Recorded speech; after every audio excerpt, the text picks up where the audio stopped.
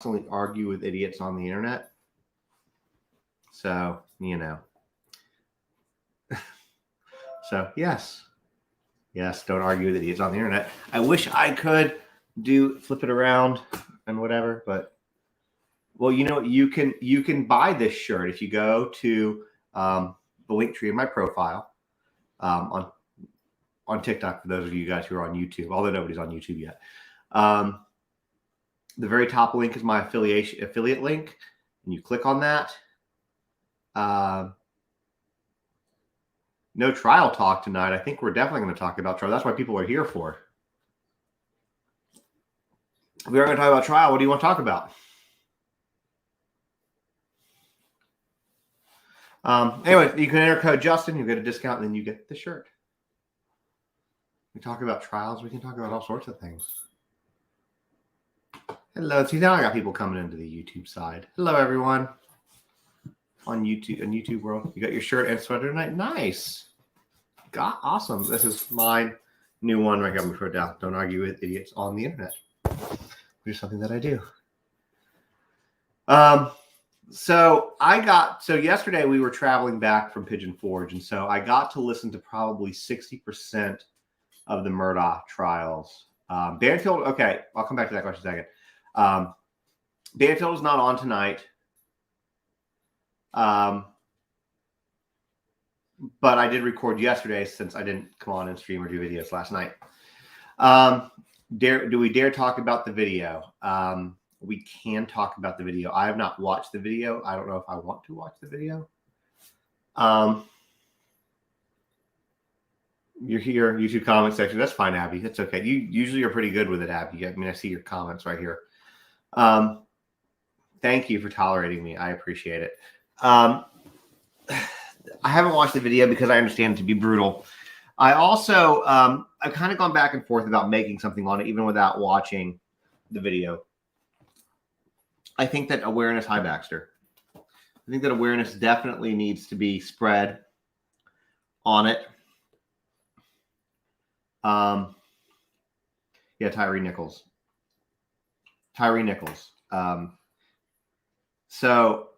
But at the same time, I feel like, so Good Trouble. Okay, buddy, get over here.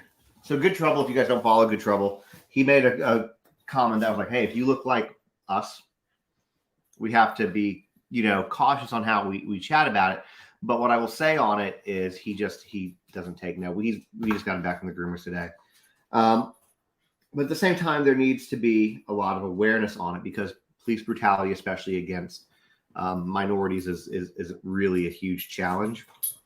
It's been a huge challenge. And this was not me. This was another creator that said this, but I'm going to steal it. And I wish I could tell you who the creator was, but I'm going to just tell you I don't want credit for it because I didn't make it up. But we all know that the police officers that were involved in the attack, you can't keep doing this, buddy. Go over here. The police officers that were involved, who were all top terminated, were also all people of color.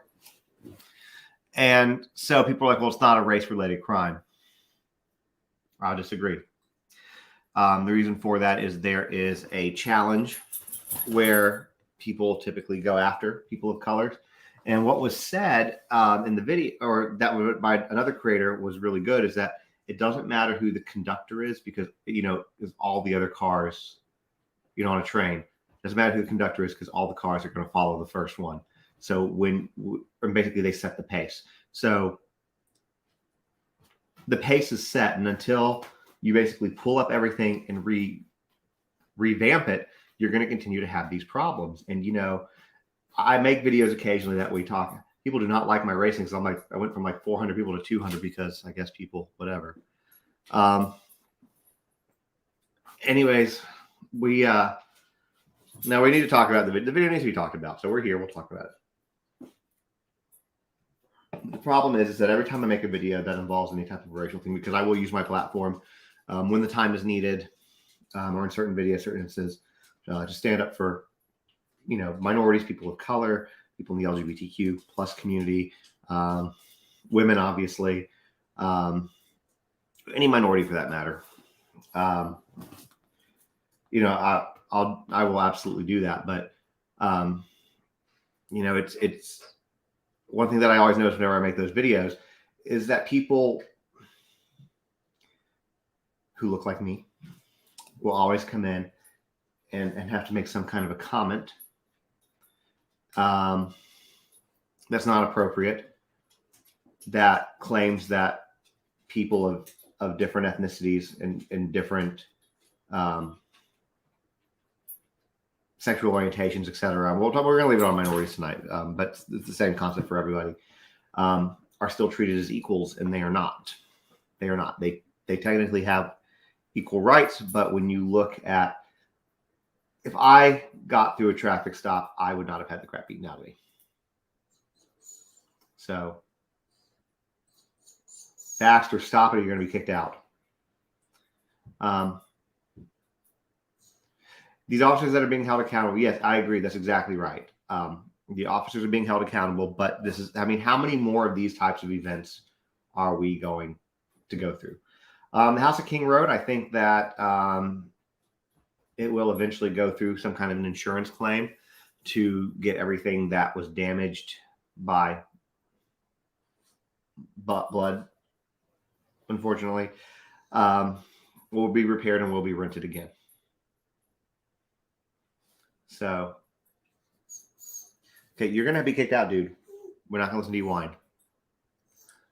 It'll come out as white savior complex. Yeah, it can come out that way. Hold on, let me kick Baxter out real quick. Come on, no, you're not going to stay in here. When you whine, buddy, you don't get to stay in here. Be right back, guys.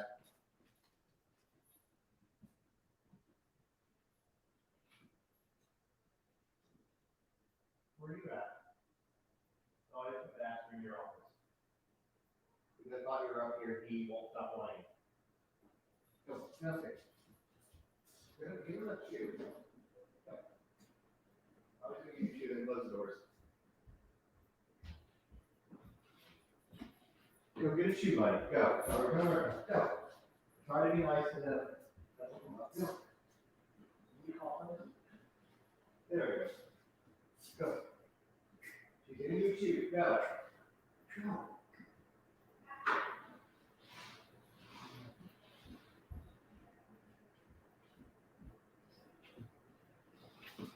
All right. Sorry about that, guys. Baxter has issues. So sorry about that. He did not understand the assignment. He's getting a chew, so it's good. Hey,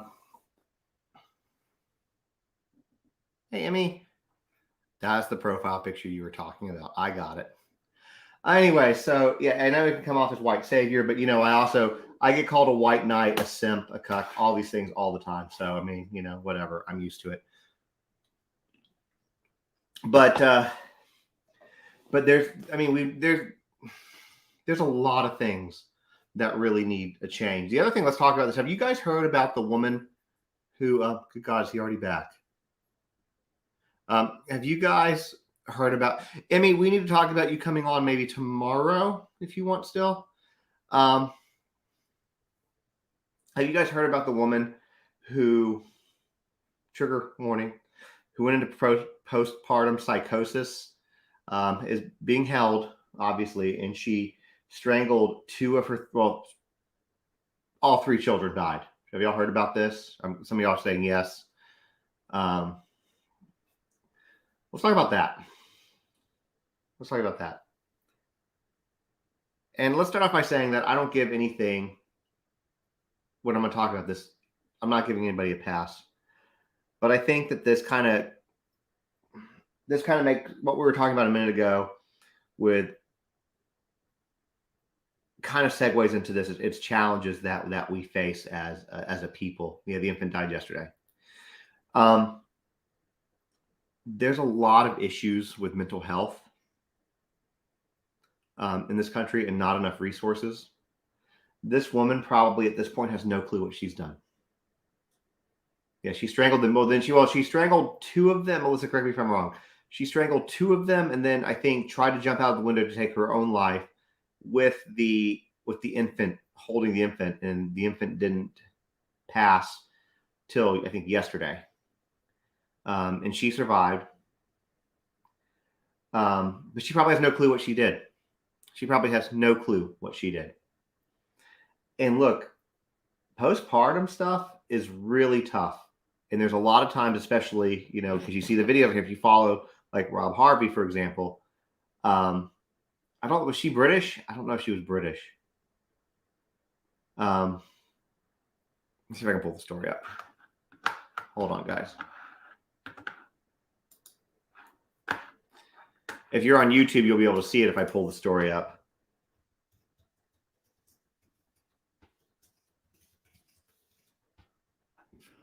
It's a Massachusetts woman. That's what it was.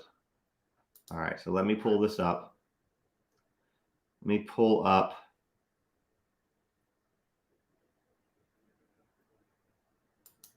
Let's pull up this one. I'll pull up Boston University because I'm not going to give New York Post. Okay, so if you're on my YouTube side, you're going to be able to see this. If not, we'll talk about it here. Give me 1 second here. Share. All right. This is the story right here.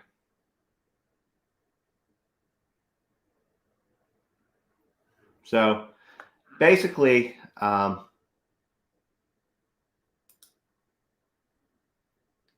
it's a challenge, right? There's a big challenge with mental health in this country. We talked about this a couple of years with Gabby Petito. We talked about it with law enforcement. We've talked about it with domestic violence issues. We've talked about it now with this. And yeah, I'm on YouTube as well right now. Yes. And I have this article pulled up. So anyways, she took the lives of her 3 children. She definitely needs to be charged 100%. She's going to be able to do a legitimate insanity plea. Completely legitimate insanity plea. And as somebody on YouTube just said, Caitlin just said, when she realizes what she's done, that will be worse punishment than anything a court can give her. And that's true. Because as of now, I don't think she knows. And,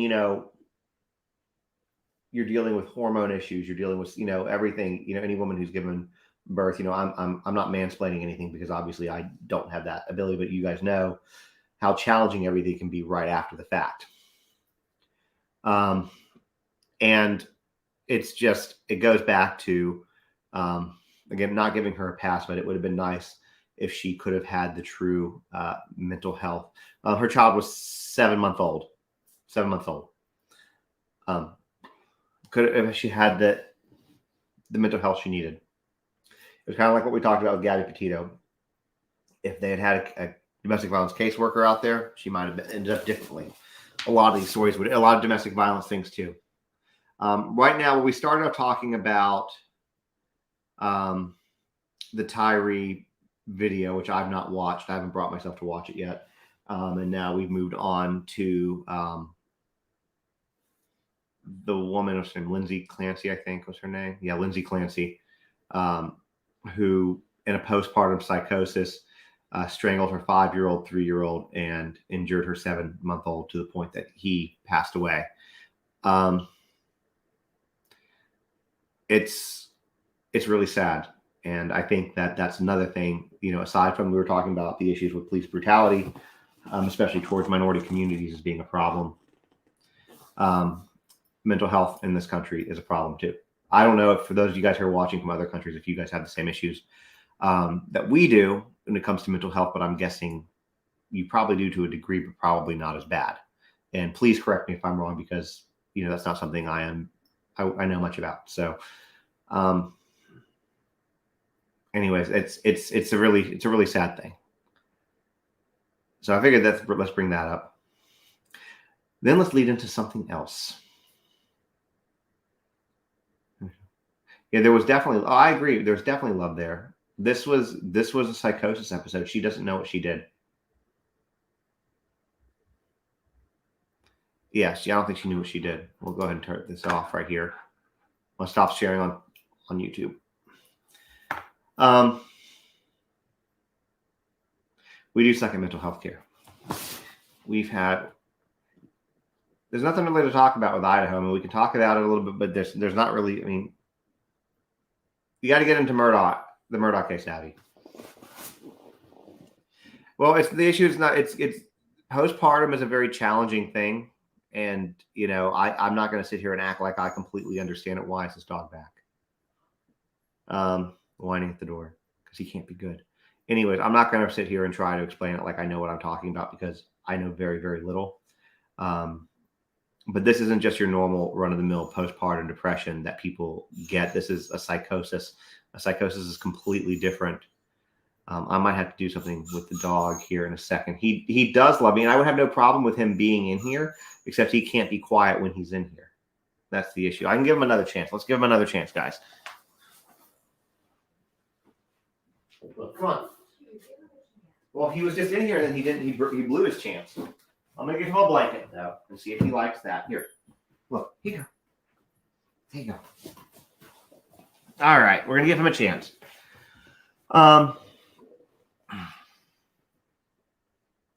All right, so before we move on to the next topic, which I forgot what I was going to do, I need to do some more research, Kimberly, but I don't have a problem doing that. YouTube and Instagram. So I did a little video on this, and I might have talked about it the other night. I can't remember.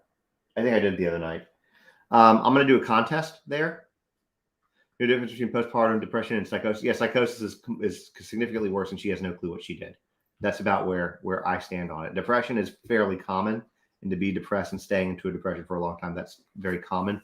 But no, I'm not. But I know that with this particular thing, any type of psychosis, she has no clue what she did.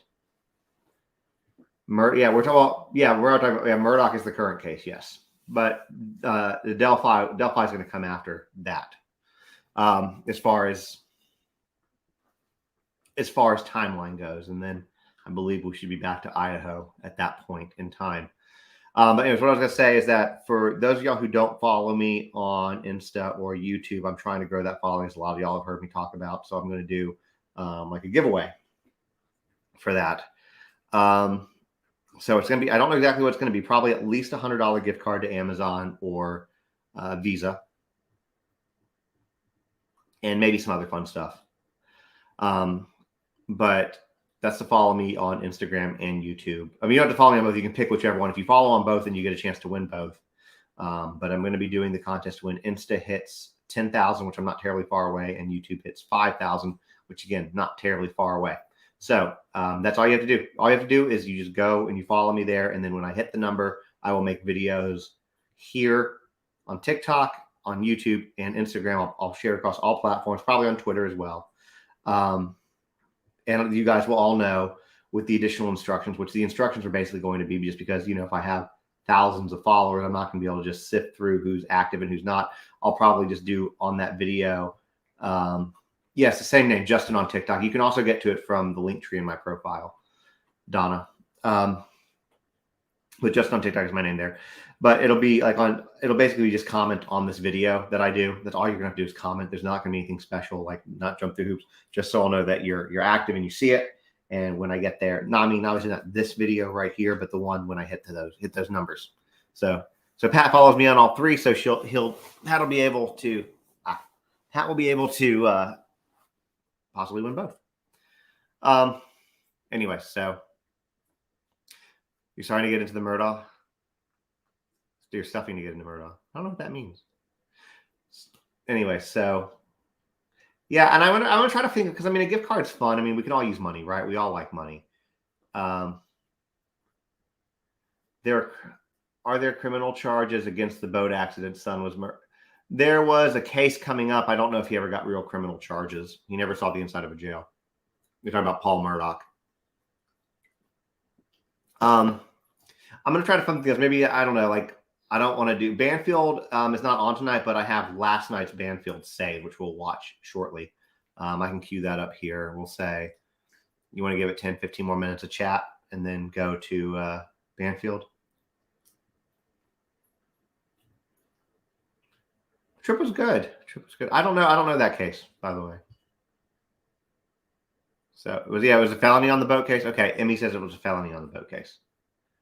There's not going to be a case on the boat crash now because Paul's dead. Because he was shot allegedly by his father. So there's not going to be a civil case on the boat crash or a felony case on the boat crash because Paul's dead. Did you ever tell us how last night how you could rent your cabins? Yeah, you can. So 2 of the 3 of them, there's links. Yes, I did see the interview. We'll come back to that in a second. If you go to the link tree in my profile, they're there. All 3 of them are there, but 2 of the links work. One of them doesn't. But all you got to do is go there. Right now, they're with the property management company. We may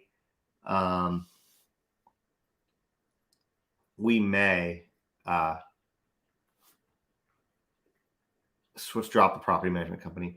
There could be a civil case against the estate, but he's 22 years old. He doesn't have an estate. Not really. And I guarantee you what he did have was in his dad's name.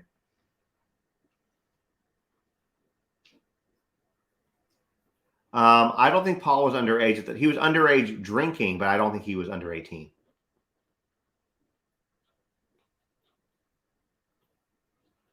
Do I have a podcast suggestion by chance? Do you mean that you want to suggest something for a podcast? I mean, I'm not currently doing a podcast. I mean, I need to do a podcast.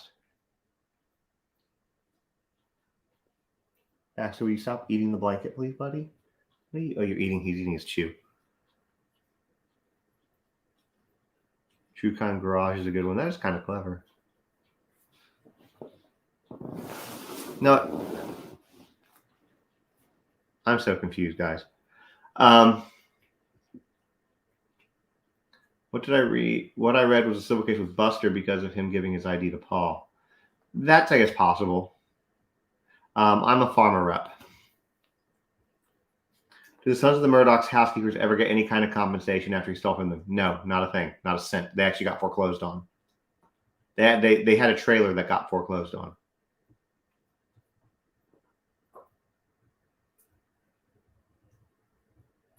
Yeah, it's definitely Southern Gentleman Act for sure.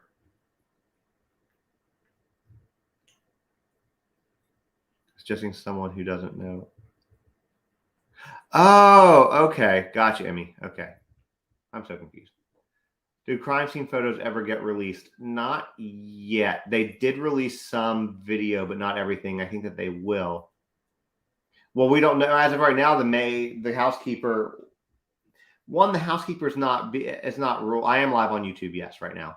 Right now, the housekeeper is not. They're going to exhume her body to check for foul play, but as of now, it's not foul play, number one. Number two, everything in this guy's life, Murdaugh's life, was centered around money, right?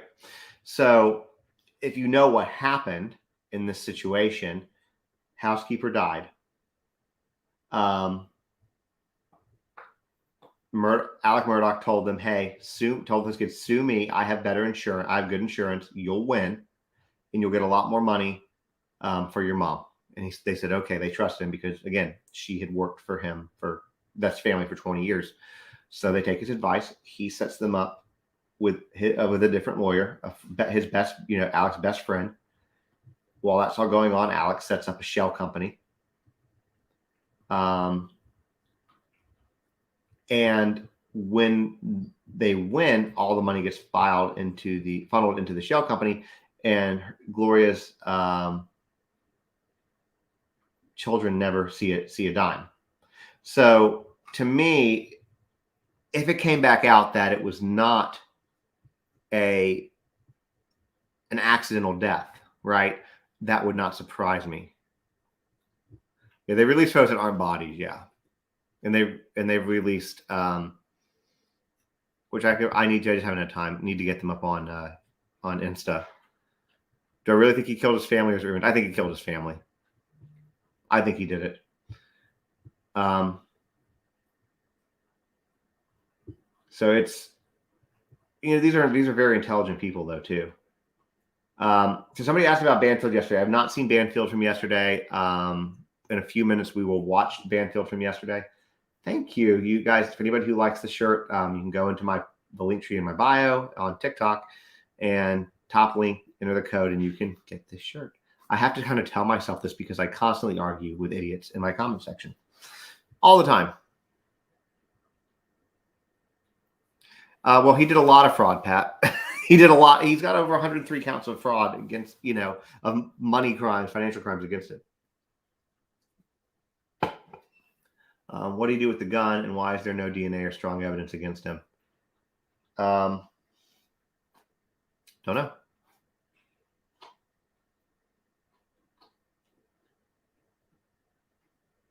No, I think he was a great lawyer. I think that's why he got away with it for so long. Do I think he physically killed his wife and son or hired somebody else to do it? I think he did it. I think he did it. I don't think he hired somebody. We were talking about Tyree Nichols at the very. That was actually the first thing that I talked about on this live. I didn't make really any videos yesterday, and I've only made 2 today. I've kind of taken a break. You know, this kind of stuff. It really. I mean, I'm going to talk about in a video Tyree Nichols. I am. But I just kind of took a day. I took a day and a half off from this stuff. This stuff really weighs on you guys. It's a lot of effort. It's a lot of work. And there's so many bad things that happen. Sometimes you just have to give yourself a little time. And I was so exhausted yesterday. I just felt like you guys go this. I just felt like right to sleep because I have not been sleeping well from all of this stuff. But we were talking about Tyree Nichols a few minutes, or when I first started this live. I've not seen the Paul Pelosi video that was released yet. I struggle to deal with that because anytime I post anything that's remotely political, I get like my ass like chewed out by everyone. Like I had somebody today, I posted a video because I never give my political opinions in a video. Yeah, Sue, I'll answer that question in a second.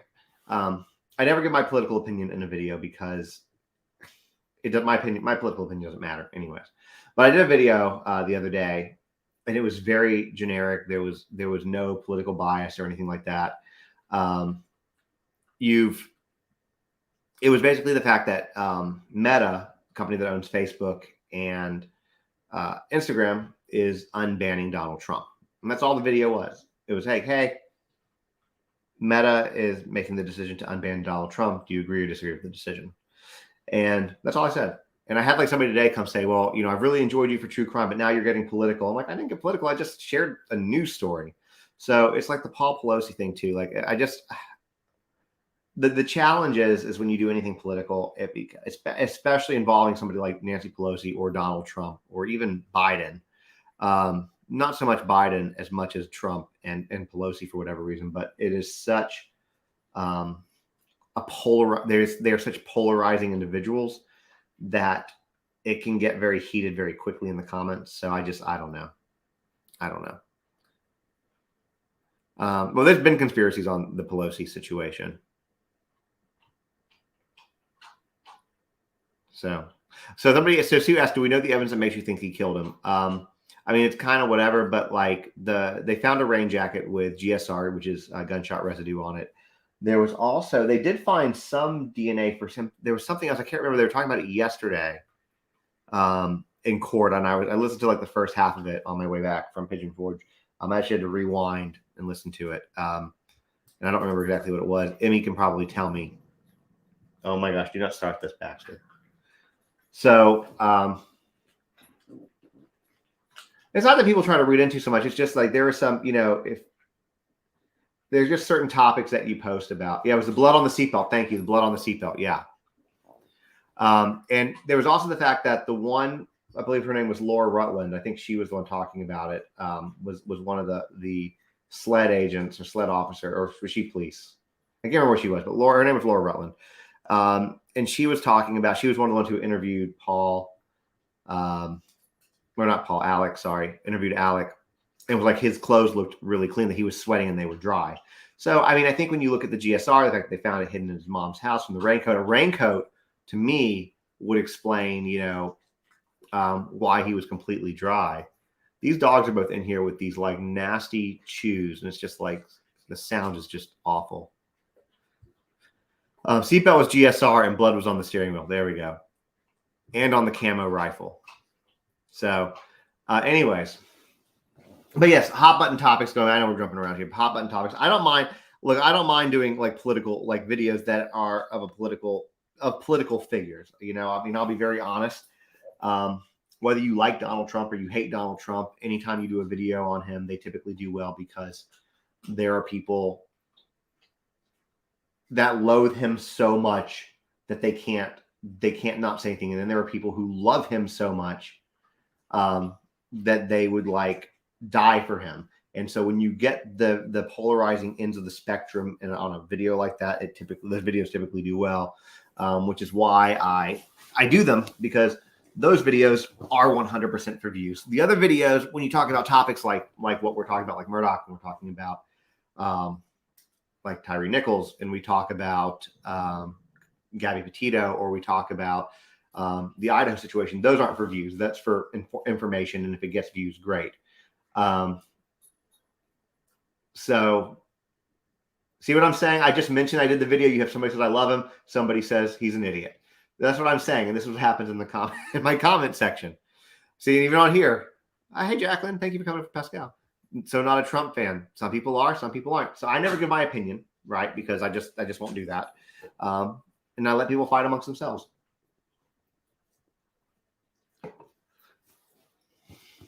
So thank you. So this shirt, y'all should see the other one I got. I'll wear it probably tomorrow. It says I'm trapped in an abyss of nightmare. I'm trapped in a walking abyss of nightmares, or something like that. I'll wear it tomorrow. But yes, see the yeah. You know the funny thing about I love what you said here. And this is going to be the only thing that I say political. Okay, and I'm going to be done. Somebody said the far left are as crazy as the far right, and I agree on both sides of the spectrum. I think that everybody can agree. I think that no matter where you are on the spectrum, everybody can agree that there are crazy people on both sides, left and right. Okay. But the funny thing about it, have you guys ever seen it where it comes to a circle? Because the political spectrum isn't a line, it's a circle. And where people who are so far left, they go right, and people who are so far right, they go left. And it's hilarious. So it's crazy. Absolutely crazy. And that's the only thing I'll say that's kind of political. But still doesn't tell you what my opinions are. Anyways, but I think that we can all agree to that. So before we watch Banfield from last night, where do we want to go topic wise at this moment? I'll let you guys guide the conversation. Oh, thank you so much for that. Yeah, you know the thing, and Marie, what you said is beautiful too. Everyone has different opinions, and that's what makes the world go round. I agree. We are on YouTube tonight, right now, as well. I have known a lot of people, myself included, who have had relationships with family and friends suffer over politics, because some people make it such a vast and significant part of their life that they can't separate themselves from that, and they end up losing friends and family over. And this is my political comment of the night too. Over politicians who don't give a shit about you. Either way, that's Democrats, that's Republicans, that's independents. Politician has one job, that's to be reelected. That's it. I wish you would have watched the Tyree so you'll know. I don't mind watching. What we can do, yeah, it's 100% money.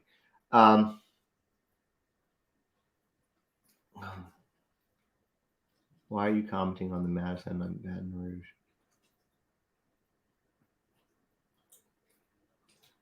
You're talking about Madison Brooks, who I did a video on the day that she came out. I did that video. I did it the day she came out, and I had discussions and lives about that as well.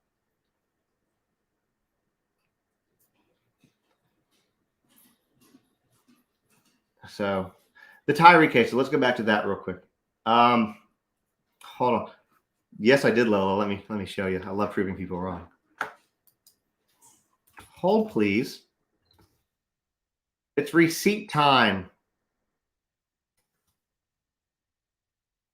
It's receipt time.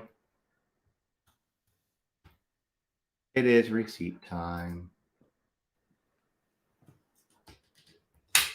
Let's talk about it. We got to throw it up for our YouTube folk.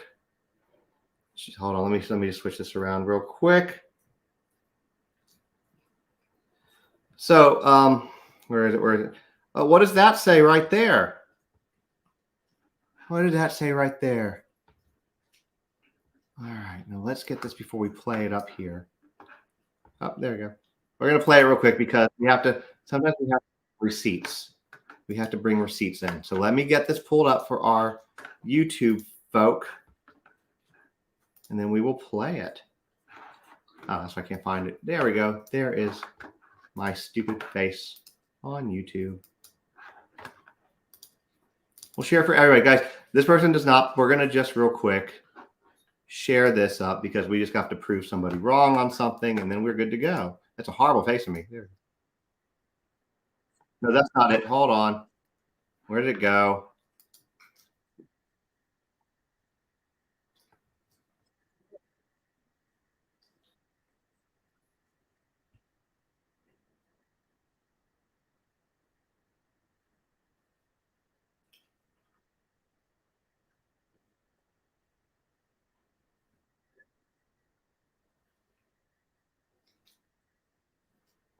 Yeah, be careful with the words you use on TikTok.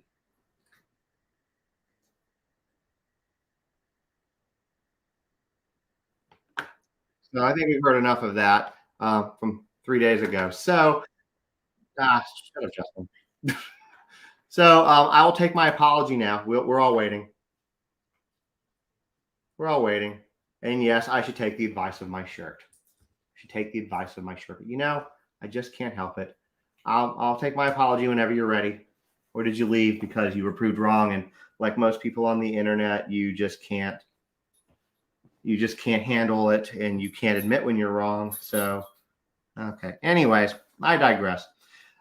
I know I always come with receipts though. At least I try to. I might have gotten the train track part on that wrong. But that was the day that it happened. And you know what I learned actually specifically about that case? Again, I know the shirt. See, Lola left because she was wrong. I guess I'm going to share this. She is. I am correct. So I believe it was Kayvon Washington who was one of the people. You're not blocked. Okay. Well, I'll take my apology whenever you're ready. But I believe it was Kayvon Washington who was one of the people involved in the assault.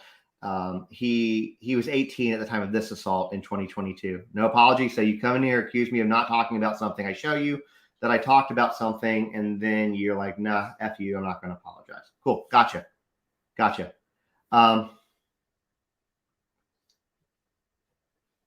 Anyways, that speaks a lot more about your that speaks more about the caliber of your character than it does mine. You had to block her. It's okay. But anyways, talking about Kayvon Washington, he apparently was also arrested for the non-consensual assault of a 12-year-old girl when he was about 15, maybe 16, I think 15. So now when they sit there and say that it was not rape, it was rape. So yeah, well, Lola's going to miss out on our fun conversation. You're not missing any drama on TikTok. I mean, that's why people are coming over here, because they're like, it's less drama on YouTube. Oh, thank you for subscribing to YouTube. So the Tyree Nichols thing, let's talk about this after Banfield. Let's watch Banfield, because I know a lot of y'all want to. I do not know how to highlight somebody on YouTube yet. I'm still very, very new to it. I use a platform called StreamYards. My YouTube friends will get to watch. Yes, I know. And I should take my own advice from my shirt, and clearly I didn't. Thank you. But I will say this before we go to Banfield, and then we can talk about if we want to watch together the Tyree Nichols video. If we are going to watch the Tyree Nichols video, TikTok, talking to you, we will do it on YouTube, because TikTok will ban me, and they love to ban me.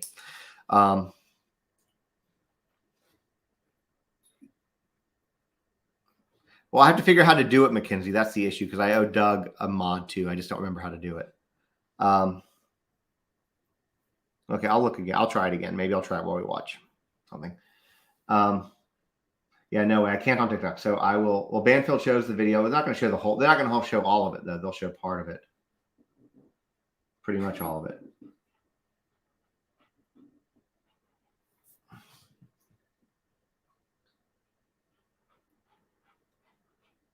Well, we'll see how. Well, I'll tell you what. Then we'll see how.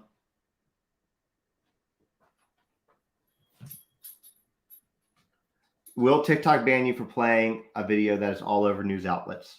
Yes. Yes, they will.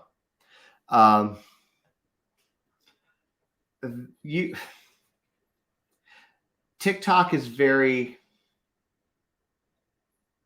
I'm trying to think how to word this. They punish people as individuals. That's what they do. They don't. So if another creator posts something, I can literally duet that exact same video, and they will ban me, but not the original creator who I duetted. That happens quite a bit to me and other people. TikTok, I've said it once, I've said it many times. TikTok is not good to its creators. They're not. Please, I heard that they disbanded the Scorpion unit, which is who these officers were part of. So what we'll do is we'll watch Banfield. If it ends up being a lot of the video parts that are challenging to see that we need to not, then we will either fast forward through it. Oh, thank you. Either fast forward through it, okay, or I'll like earmuff you guys by like putting my hand over the camera or something. But we can talk about it. We can watch and see the whole thing, or we can, if you want, you can watch the Murdaugh interview in the car on the night of the murders. We can have that discussion, see what you guys want to do. Well, so we were talking about that too. And again, this was not, where is it better to watch you? So here's the thing. Personally speaking, I like YouTube a little bit. Well, TikTok is easier as far as getting everything set up and going. All I have to do is point a camera and go. YouTube gives me the ability to do a lot more stuff. Like I can throw things up and show you guys what I'm looking at. And it saves the live, so if people want to go back and look at it. So TikTok's easier from that perspective. But we'll start. I'll stream it on both platforms. And again, if it ends up being something that's hard to watch on Banfield, we can fast forward through it. Because I don't want, it's my understanding is it's very triggering. I've heard a lot of warning about the video long before it, we've seen it.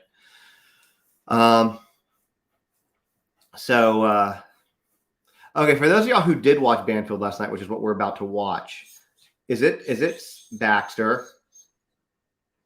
Dude, no. Is it at a point like can I not show it on TikTok? Like, do I need to do this episode of Banfield strictly from YouTube? Like, y'all tell me. Or should we just not do Banfield tonight and just and have a conversation, talk about other things? I mean, you guys tell me. I'm looking both because I got two screens here.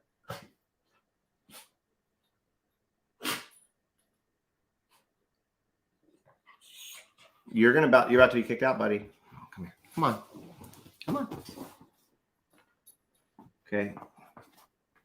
Okay, so if we do Banfield, it basically sounds like I need to do it.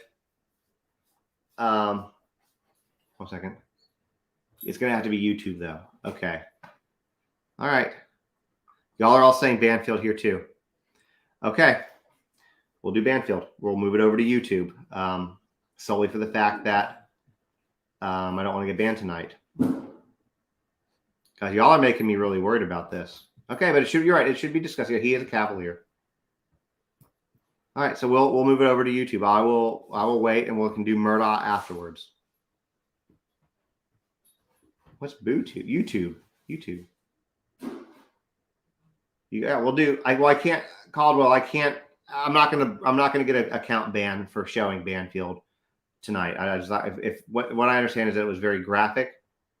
Oh, what is the YouTube? Justin on TikTok. It's the same name. You can also get to it from my profile. If you go into the link tree in my profile, clicking to my up here, it's the second link. If you go in there, click on the link tree, and then it's the second link.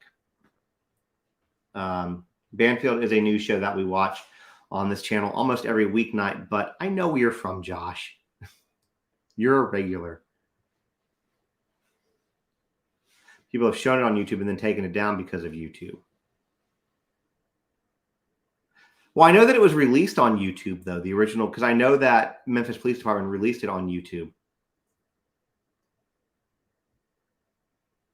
Yeah, this is apparently the Banfield is going to be about the cops. So I'll give people a few minutes to switch over who want to switch over. At the same time, if you don't, she's not on tonight. I have it recorded from last night because she's not on tonight, and I didn't stream last night.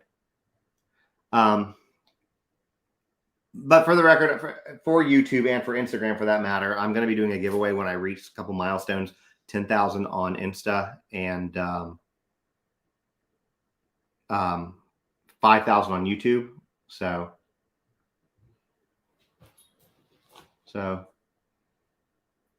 I don't think it's going to be the whole video. It's going to be whatever Banfield shows. But my understanding, Caldwell, is that they show some of the video there. So I haven't seen tonight's Banfield yet, so I can't speak specifically. But I see people are coming over here, so let me get it kind of pulled up. And yeah.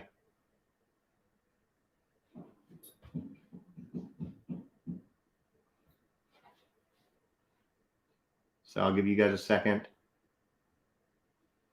Yeah, there was some Vimeo. Yeah. Okay, I think I saw that too. Okay, we got 156 on YouTube, still 258. So, all right. Okay, yeah, you'll probably see me tomorrow. Where can we watch the video? I know Vimeo. I'm sure if you just Google the Tyree Nichols video, I'm sure you'll find it.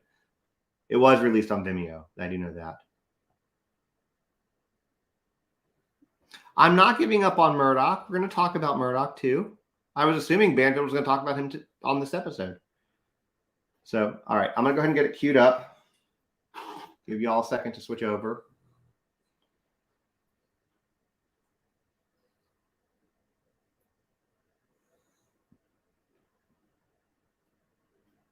Let me pause it.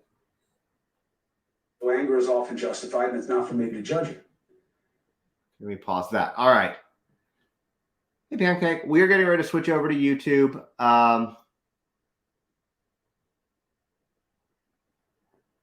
To comment on YouTube, put an asterisk in front or behind of a word.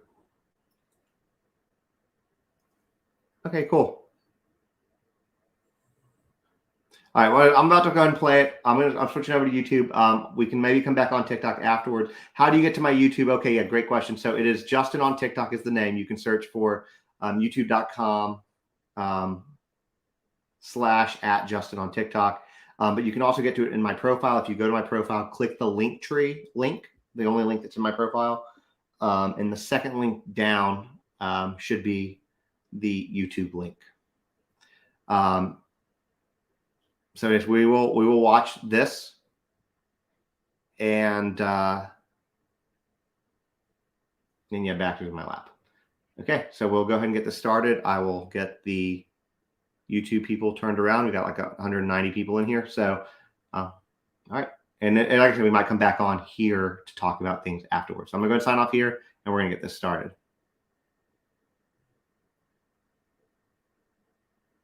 Okay.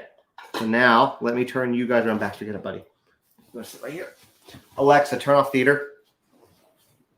All right, let's turn you guys around slowly with your mic. You guys get a mic.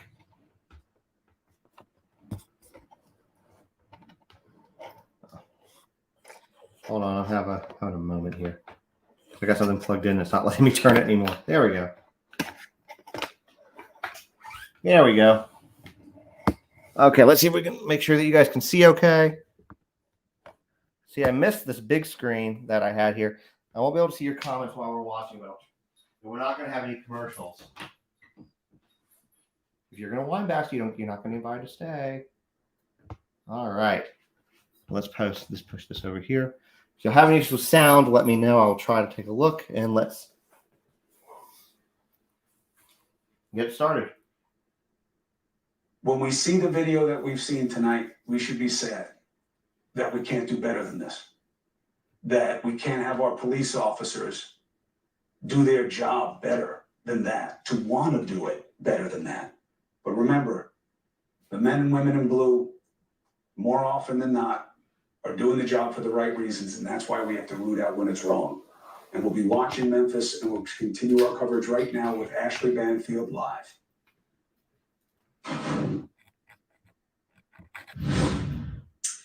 Welcome to Banfield, everyone. Breaking news tonight. We have eyes all over the country as protests were expected to break out in multiple cities after the Memphis Police Department and the city of Memphis released some extraordinarily disturbing videos this evening.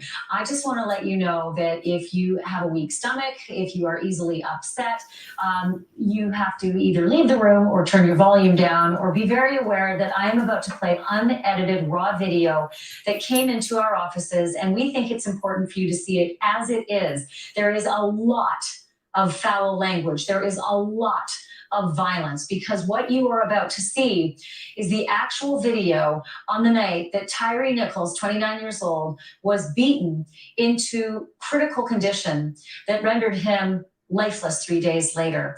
This was at the hands of at least 5 police officers in Memphis. What happened before?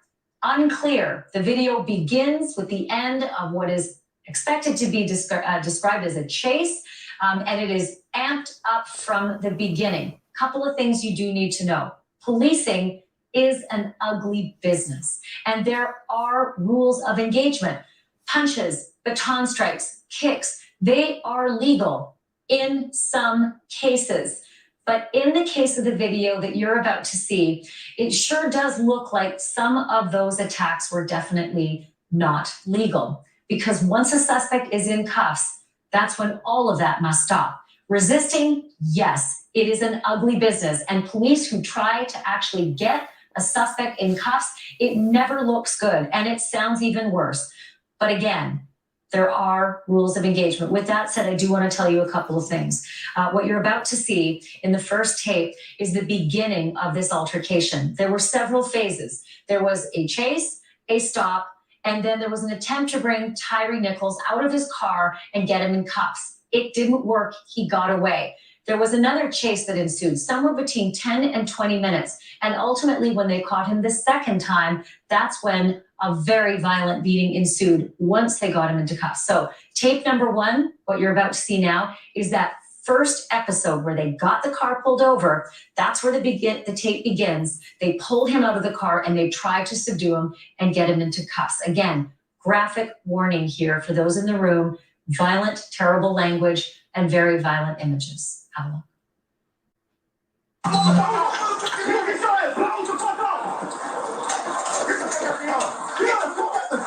I didn't do anything. I didn't hurt you.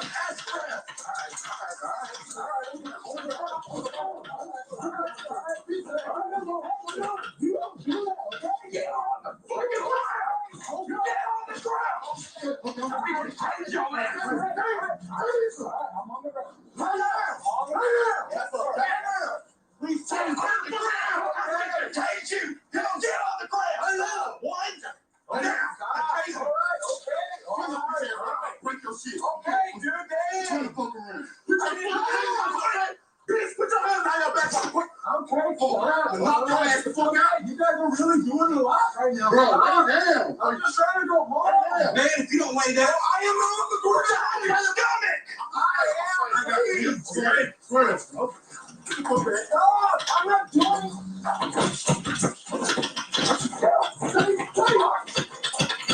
Please.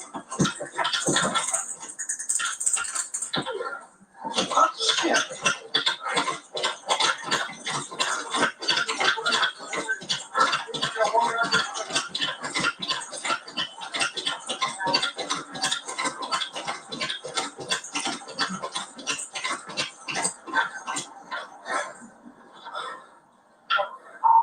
2938, where it rains at Ross.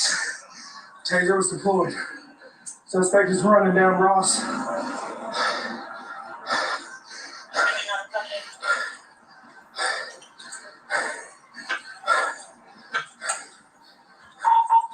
Young male, black, slim build, blue jeans, and a hoodie. What you saw there were officers from what is called the Scorpion Unit. And at this point, it's unclear if the Scorpion Unit is going to be disbanded. But it is a unit that is meant to keep crime down in that community. Some of the video that you're about to see next is what happened after they chased Tyree Nichols once he had escaped their custody that first time after being pepper sprayed. And like I said, it was a lengthy chase. It involved a number of police officers, in fact, a new group of police officers as well. The old group that started in the first episode actually caught up with the new group in the second location. You're going to see some pictures not only from body cams, but also a camera from the light post, because Memphis has cameras called Sky Cop cameras. Those are mounted on different light poles so that they can watch communities, and they can actually move. And this particular camera moved knowing where the action was going to be. There was communication with obviously the headquarters, and it came into position to be able to watch what happened from above. The other thing you should know as well is that during this episode, once Tyree Nichols is obviously beaten into submission, he then lies on the ground for a very long time. And it's 29 minutes or so before any kind of stretcher arrives. He had complained of shortness of breath, an ambulance was called, and again, he ended up in critical condition in the hospital. With all of that, once again, I am going to warn you that the video you're about to see is extremely violent. It's extremely graphic. The language is salty and difficult. So if you have children in the room, I suggest perhaps turn the volume down or ask them to leave. But with that disclaimer, this is what happened next.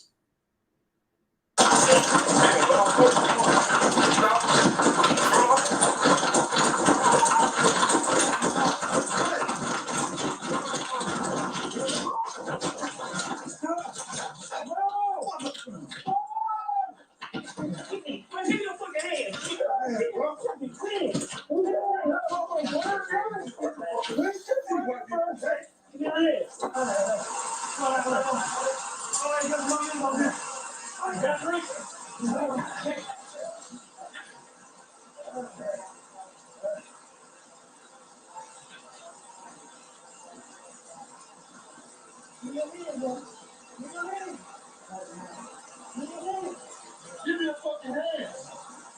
Give me a hand. Give me a fucking hand. Get your hand. Give me a hand. Come with him. Lay flat. Lay flat, goddamn. All right. Lay flat, goddamn. Lay flat. Lay flat. Lay flat. All right, move.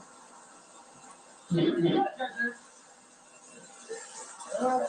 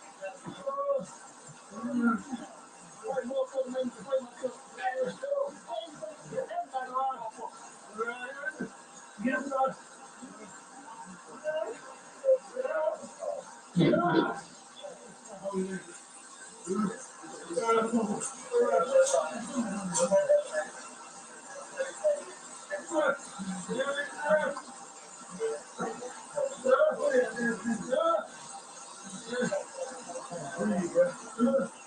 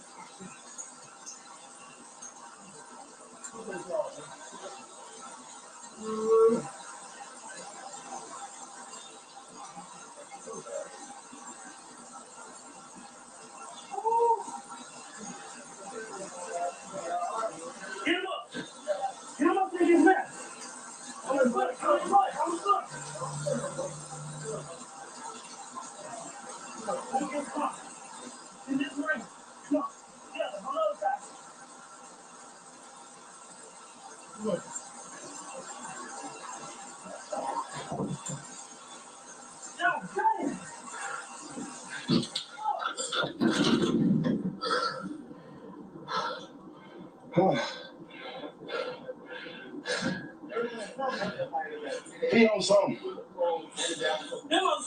He on something.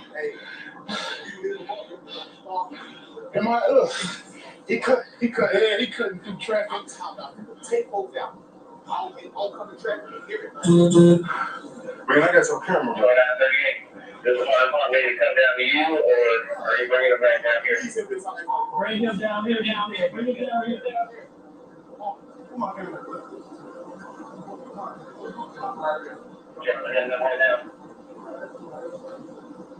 why you say you got my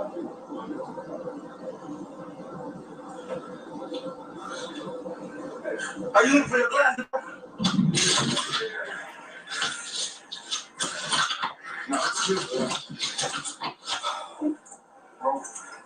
No, they ain't go. Y'all see some lands over there?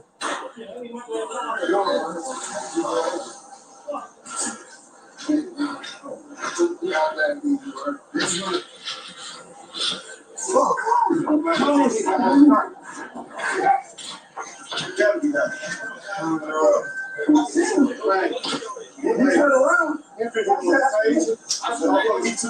snatched them motherfuckers out to the fuck, man.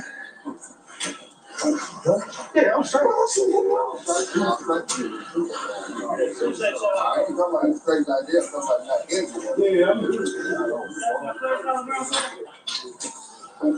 He said, check this shit out, man.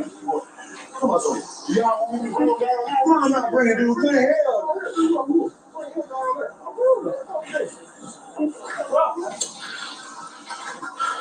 My mama Jerry, open my shit back up, bro. By our first cursory count, it appears there were at least 15 different punches and kicks and strikes with the baton and hits, all while Tyree Nichols was at that corner. I can't tell you how many of those came before or after the cuffs were on, but that is a critical part of this case. And let me be really clear. This case is serious and the facts are critical because they will become part of a trial. Maybe one, maybe five. They may be severed, they may be together, but they will be critical, the facts in this case. I can tell you one other fact tonight, just coming across the wire, that the Shelby County Sheriff in Tennessee has now relieved 2 of the sheriff's deputies who were on that scene while Tyree Nichols was being arrested. They have been relieved of their duties pending investigation. Whether that means this is just a suspension, it sounds like it's a suspension and not a firing, pending investigation, but 2 sheriff's deputies. And it is a very confusing scene because there were many officers, not just 5. And yet, here are the 5 who were charged, and here is what they were charged with. Tadarius Bean, Demetrius Hawley, Justin Smith, Emmett Martin, Desmond Mills Jr., all of them hired between 2017 and 2020. Second-degree murder, aggravated assault, aggravated kidnapping, which is being held against your will, which likely is what they saw when he was finally kidnapped and still being beaten, 2 counts of official misconduct, and also official oppression. Tyre Nichols lived with his mom only, I think, a few blocks away, and that might have been why you could hear him calling out. Also want to tell you that the DA said to this, that this just escalated further. What struck me, he says, about the video is how many different incidents of unwarranted force occurred sporadically by different individuals over a long period of time. The DA also continued to say that more charges could be coming in this case. He wouldn't say whether it was against these 5 or whether it would be against additional officers or administration officials. I want to get you now immediately to Antonio Romanucci. He is the attorney for Tyre Nichols' family. Tony, first and foremost, this is a really hard day for the family members, knowing that this video has now been consumed so widely across the country in just the last few hours. How are they doing? Well, they're doing how you would expect. I mean, I have seen, the bell curve of emotions, for them over these last couple of weeks. And today certainly was a crescendo. And they're grateful that the charges came out and the video is being released because they want the world to see what we knew, that what they always knew. And what we found out on Monday is that Tyre was defenseless and helpless. And as you just pointed out, I mean, there were 5 different types of force used on him: punches, kicks, batons, taser, pepper spray. And just back it up. What did he do? That's what he was asking. What did I do? And we don't know what he did. That's something that we still don't know. And I feel that he did nothing, but that this was just part of the Scorpion Suppression Saturation Unit modus operandi. Well, I want to just read what the Scorpion Unit stands for, because it's important. It's not just a scary name. It does stand for, it's an acronym for Street Crimes Operation to Restore Peace in Our Neighborhoods. Does Tyre's family want to see the, do they want to see the Scorpion Unit disbanded? 100%. There is no reason that the Scorpion Unit should continue to exist in any form whatsoever. How is it that now this unit, which in my opinion, after seeing that video, is 100% corrupted, in the sense that we don't know how many other incidents there have been, clearly not as serious or as grave as Tyre's, but that were never reported or were justified in different ways so that innocent people were arrested or put in jail.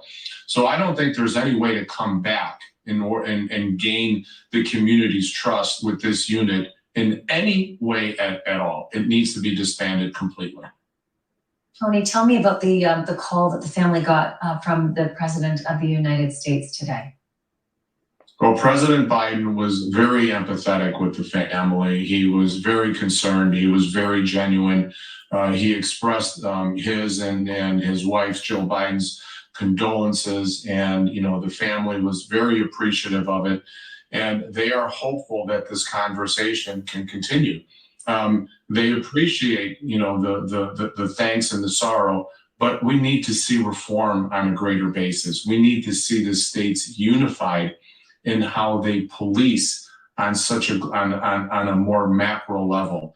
We can't get improvement in policing until we have that conversation and get federal legislation passed. So as we all digest, the facts in this case, and we only know what we can see, there will be a lot more that we don't know yet. One of the evolving parts of the story is that the DA has said there may be more arrests. And oftentimes family members of victims are integral in moving forward with justice. Has the family been told about any additional charges or any additional people who may be charged? So let me share this. We had a very productive conversation with the Shelby County State's Attorney, along with the Department of Justice and the FBI, and the family was present. That issue of additional charges against more than the 5 that were involved in the actual physical beating was absolutely discussed. It was raised, and we drove that point home that we do not want this investigation stopped just at the 5, because we think there's much more going on underneath here.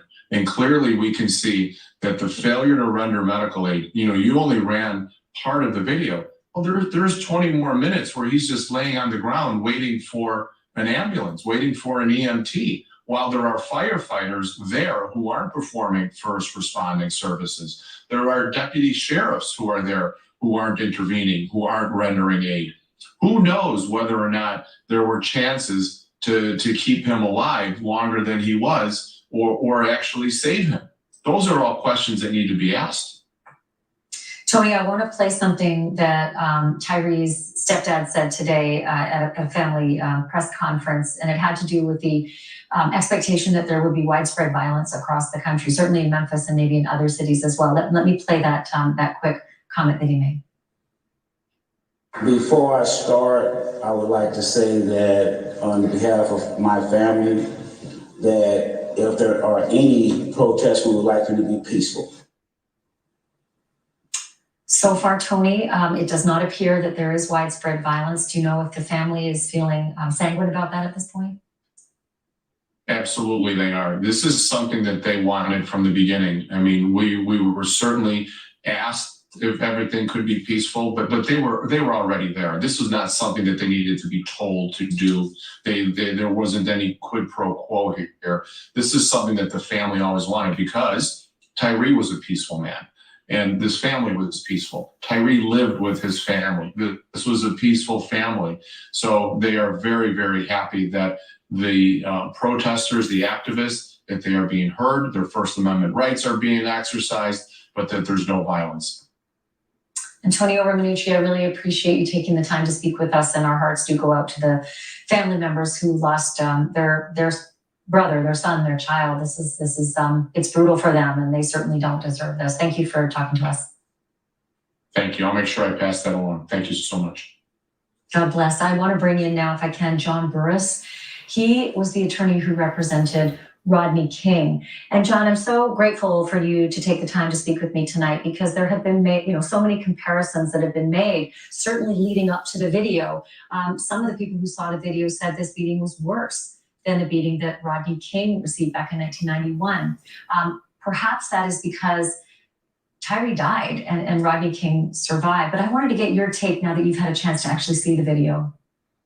Well, they're both obviously very vicious type beatings. Rodney King, though, was beaten over 60 times throughout his body. Unfortunately for him, that he really just see fractures of his face and his head and bruises all throughout his body. But he survived. But I will tell you, he didn't survive in one sense. Psychologically, he never recovered from the beating that he took. He just never did. Before the shooting, he was known as Glenn King. After the beating, he became Rodney King. And he was never comfortable with that. He never was able to get his life in order to get back into kind of orderly existence. But the beating itself, although he didn't die, he died in many ways. And I remember his testimony at the trial. He said, he put his hands up, and he says, I thought I was going to die then. They were beating him all the time. But he didn't, but he died in an emotional way as opposed to physically.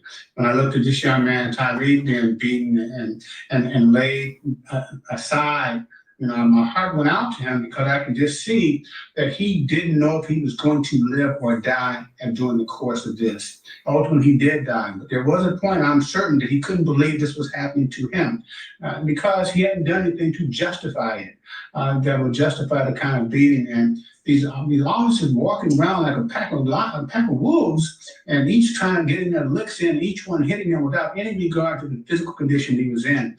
And I think the lawyer made the point that I thought was most significant, that Tyree laid there well over 20 minutes while these men walked around talking to each other, kind of getting their stories together, that kind of thing. In the Rodney King case, we did have a substantial beating, and he was taken away in an ambulance. But for that video, which we have in this case as well, this never would have come to light. And I will tell you, Rodney King, this is 32 years. It's hard to believe it's been 32 years, but it has been. And I suppose I need to ask you, so much has changed and still so much hasn't. But one palpable difference is tonight, Mr. Burris, there are no riots like the LA riots. So far, it's been fairly calm across the country. Do you see that as significant? And why do you expect that there wasn't an eruption of anger?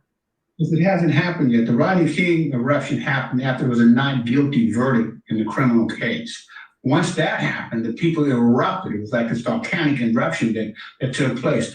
For certainly right now, I think it's very important that there's, and I think that because they have been charged. But this is just the first step. If they're not guilty, I can imagine that people will erupt all over the country because they will again see this travesty that has occurred. On the other hand, if they're found guilty, which they should, then you won't have it. And I think that's really the function of whether they believe the criminal justice system is working or not. If the system works, there won't be rioting and disruption. But if it doesn't work and they're found not guilty, yes, you could still have the kind of eruption we had in the Rodney King case. We didn't have that after the civil case. We did have it after they were found not guilty in a state criminal case. Even though they had been charged, there was no rioting after they were charged. We've seen, the differences now. There's social media and there's, wall-to-wall cable news everywhere. And we're seeing these eruptions now much sooner than just after litigation. So, John Burris, thank you so much for being here. It's good to catch up with you. I can't believe it's been this long, but so appreciate your perspective tonight. Thank you. Take care. Thank you. You too. So coming up, I want to take you to the ground. We're going to take you literally on the ground across the country, and particularly in Memphis, which is the center of it all. Look at this. This is peaceful. This is peaceful. This is what? This is what was requested. This is what the family wanted. Tyre Nichols' family asked for peaceful protests, and this is what they got. I'm going to take you to the heart of it all after this. Make no mistake, you guys are definitely making a difference. Love you. Sending love back. We're in the spotlight. Ingrezza is a prescription medicine to treat adults with TB. Attention, Philips CPAP users. Have you or a family member?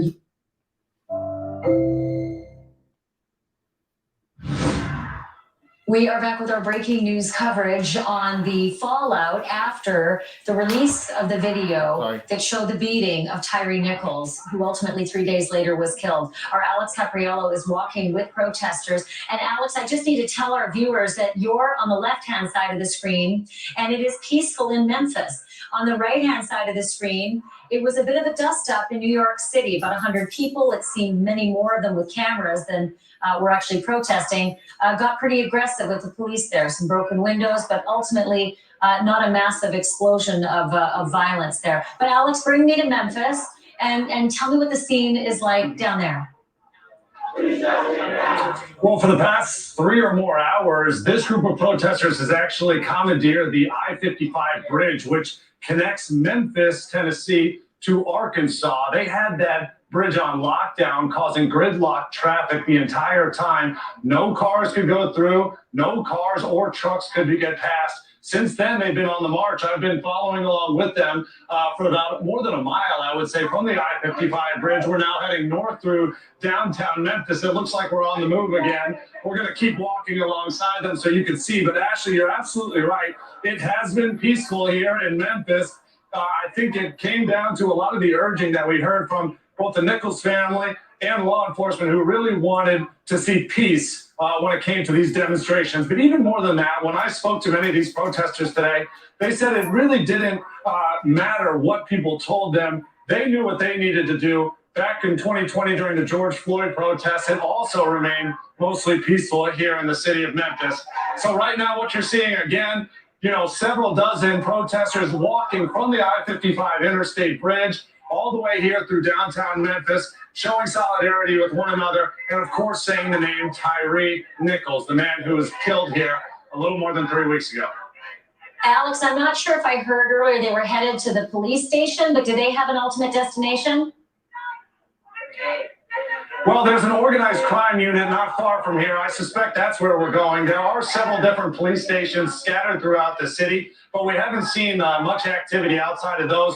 For the most part today here in Memphis, it was really quiet. We were surprised that we didn't see more demonstrations until all of a sudden we got the call, hey, they're up on the I-55 bridge. That's why we rushed right here. Now, again, we know that we are heading towards the organized crime unit. I don't know if that's the eventual destination, but certainly that's the way we're walking right now. I would love it if you could do a favor for me and be careful when you do this. That I can't read the signs. It's a little small, but can you tell us what some of the signs behind you say? And then if you get a chance, can you just ask some of those folks to give us their thoughts on the video that they've now seen released? So we have signs right here that say "Stop Police Brutality," "Justice for Tyree Nichols," "Jail Killer Cops." Another sign here, "Bludgeoned to Death."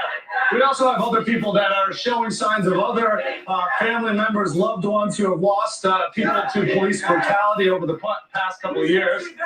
I'm going to try here, Ashley, to see if I can speak to somebody, but it's going to have to pick up on my mic. May I ask you a question? That's okay. Why is it that you're marching here today? Tell me a little bit about it. Last month, and they here, and ain't nobody heard on this about. What We don't get no answer. I go run around the circle.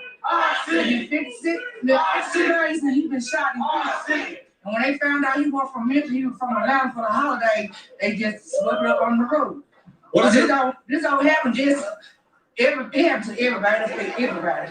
What is it like for you right now to be a part of this march and to do this with other people that feel the same way that you do? This is what democracy looks like. That's the way for me to blow out some of this thing, this hate. This is what democracy looks like. As you can see, there's a lot of people feeling really strongly about the things that they both experienced in their own life, but also the things that we're witnessing right now with this Tyree Nichols case. Many people here telling me that it feels like a pattern here in Memphis when it comes to the way that Memphis PD interacts with its community, the level of violence that they show to one another. Certainly police brutality is a massive issue across our entire nation. But here in Memphis in particular, I think a lot of people are frustrated and they want to see change. So, Alex, I got 30 seconds left, but I just want to ask you if you've seen any evidence of anyone who looks like they're up to no good. Anybody who's all clad in black with masks on, carrying things that don't look like it's safe. You know, the usual, the usual actors who cause a lot of problems. Have you seen any evidence of that at all, or has it all been this peaceful protest with people, chanting and marching? I will say at one point back on the I-55 bridge, there was a brief skirmish between some of these protesters and what looked like a rogue group. I'm not entirely sure what that second group was up to. It was just a brief altercation. Some cameras were definitely looking at each other, and some words arose, but nothing violent, nothing out of the ordinary. Here it has been peaceful protests. Also, one last question. Do you know if the police have set up any barricades, in the area where the protesters are headed? Because that is oftentimes where things start to get ugly. When there is the clash of the marching meeting that the police stop, where they basically said, that the streets are open for anyone who wants to protest peacefully.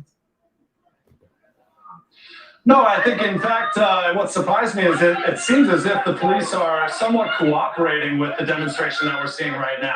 For example, on the I-55 bridge, they kept their entire space, I would say about a mile. The police had their lights on, and they let them demonstrate there for more than 3 hours. Likewise, I've seen police cars ahead of this march right now, mostly clearing the way, getting out of the way, but in a way, almost as if they're escorting these people safely to wherever it is that they want to march. So certainly it does not seem as if there's much alarm when it comes to the way the police are interacting with this protest group.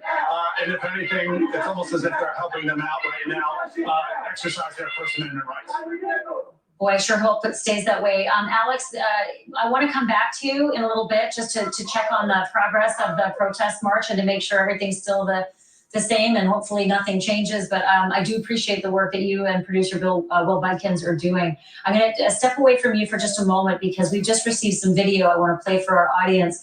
I think this is really important because right now your impression of Tyree Nichols has been photographs and an awful video where he's begging for his mother and he's been beaten into critical condition. But we have this video of Tyree Nichols before he died, and he was speaking to camera. I haven't seen it yet, so I'm going to watch it along with you.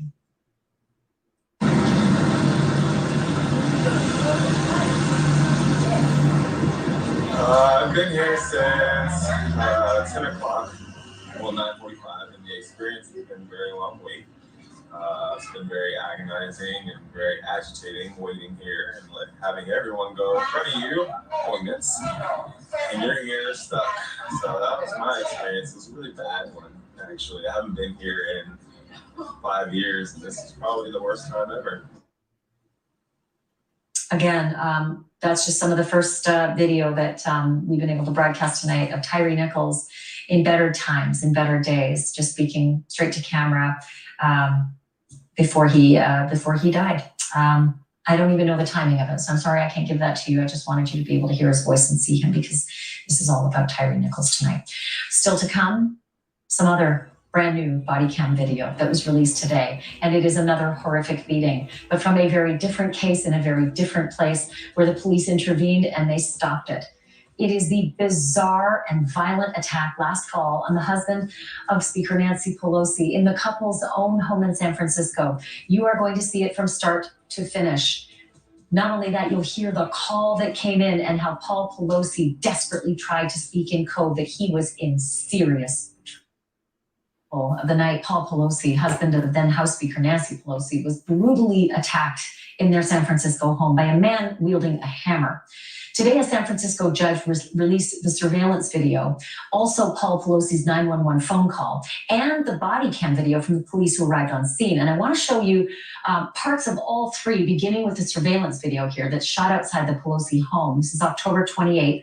Last year, you can see a man named David DePape walking up to the house just after 5 a.m. He's looking at the house, then he's walking away, and then he returns about a minute later, and he's got a couple of large backpacks. So he starts looking through his backpacks ultimately and decides to remove a pair of gloves.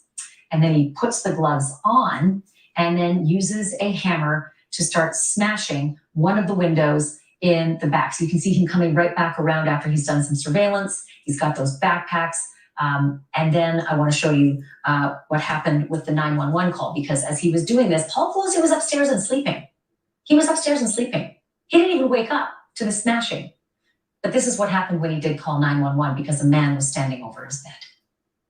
October, San Francisco Police 74, 2022. Oh, I guess I told them to say, 3 what is and this? 18 seconds. This is San Francisco Police. Do you need help? Oh, well, there's a gentleman here just waiting for my wife to come back. Nancy Pelosi. 223 and He's just waiting for her to come back, but she's not going to be here for a day, so I guess we'll have to wait. 0. Okay, do you need police, fire, or medical for anything? 8 seconds. I don't think so. 0, 223 and 58 seconds. Is the Capitol Police around? 220. No, this is San Francisco. Protect my wife. They're usually here at the house protecting my wife. No, this is San Francisco Police. Friday, I October understand. 8, 2022. Okay, well, 0, 24 and 18 seconds. He thinks everything's good. I've got a problem, but he thinks everything's good. 0, Okay. All is back to be in your mind. 8 No.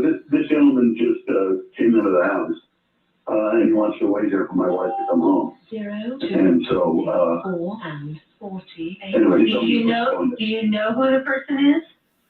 No, I don't know who he is. He has he told me not to do anything.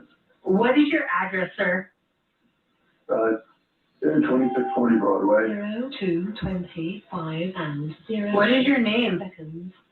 My name is Paul Pelosi.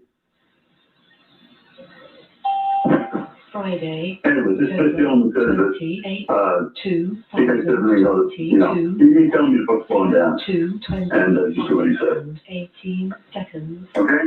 Okay, what's the gentleman's name? I don't know that. What's that? My name's David. The name is David. Okay, and who is David?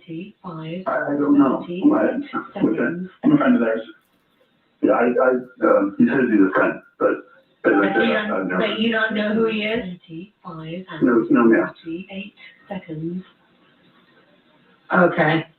He's telling me I'm being very lazy, so I gotta stop talking to you, okay? 25 and. Okay. You sure I can stay on the phone with you just to make sure everything's okay? No, he wants me to get that off the phone. 0 to 26 Okay. and 0 8. Thank you. Okay, bye. Well, it wasn't long before the first responders got there. They were wearing body cameras. And before I play that footage, you should know that it is very disturbing.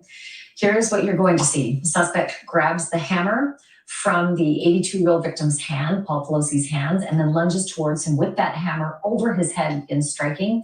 He hits Mr. Pelosi in the head. That part you're not going to see because it's just slightly off camera, but you will see the police rush into the house and jump on David DePape, while Pelosi apparently is unconscious, lying face down on the floor. Police say he came to in a puddle of his own blood, and this is how it began. Yeah, definitely don't want all of here. I definitely don't want all of here. Hello.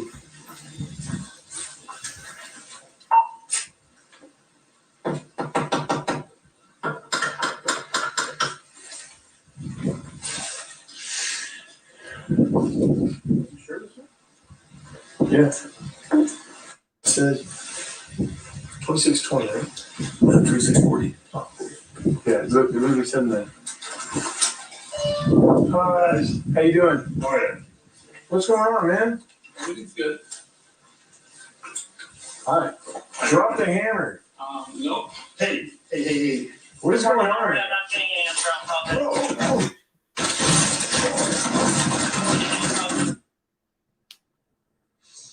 DePape also had with him zip ties and duct tape.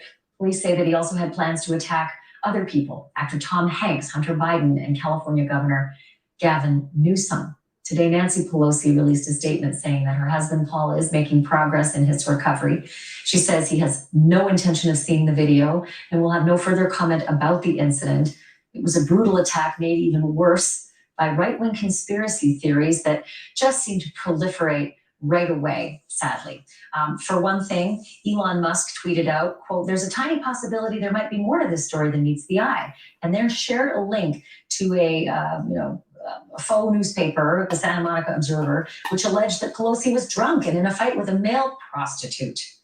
Donald Trump Jr. decided to share a photo of a pair of underwear and a hammer with the caption, "Paul Pelosi's Halloween costume." And conservative commentator Dinesh D'Souza tweeted, "Were Paul Pelosi and his attacker both in their underwear, both holding hammers, and the attacker didn't strike until after police were on the scene? As a movie maker, I gotta say, this script must be rejected. Nothing about the public account so far makes any sense." So now we know. It made perfect sense. Paul Pelosi, an 84-year-old man, woke up to a hammer-wielding attacker standing over his bed, tried everything he could on 911 to be coded and ask for help, while the man was demanding he get off the phone. And then when the police arrived, was doing everything he could to calm down the situation, and it didn't work. So that's the story. Those are the facts. It would be great if people who are so entrenched in their politics could stick to the facts, please. There are victims involved. Still to come. Some more brand new body cam footage from a different case a world away. We now have the police footage of Alex Murdaugh just moments after he says he discovered the bodies of his wife and son. After the break, you're going to see his demeanor and hear exactly what he was saying in these videos about his wife, about his son, and about the situation.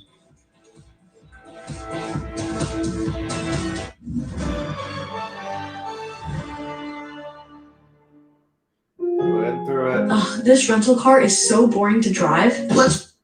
Fermentation? Yes, formulated to help your body really, truly absorb the natural goodness. New chapter, wellness well done. I mean, I pulled up and I could see him, and, I knew something was bad. I ran out. I knew it was really bad. My boy over there, I could see it was.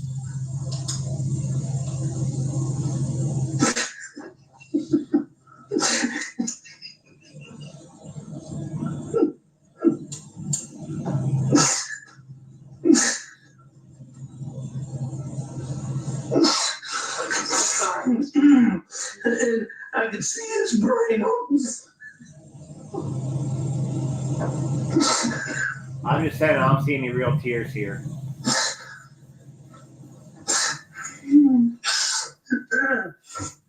And I ran over to Maggie. And actually, I think I tried to turn Paul over first. I tried to turn him over, and I don't know. I figured it out. His cell phone popped out of his pocket. I started to try to do something with it, thinking maybe, but then I put it back down really quickly.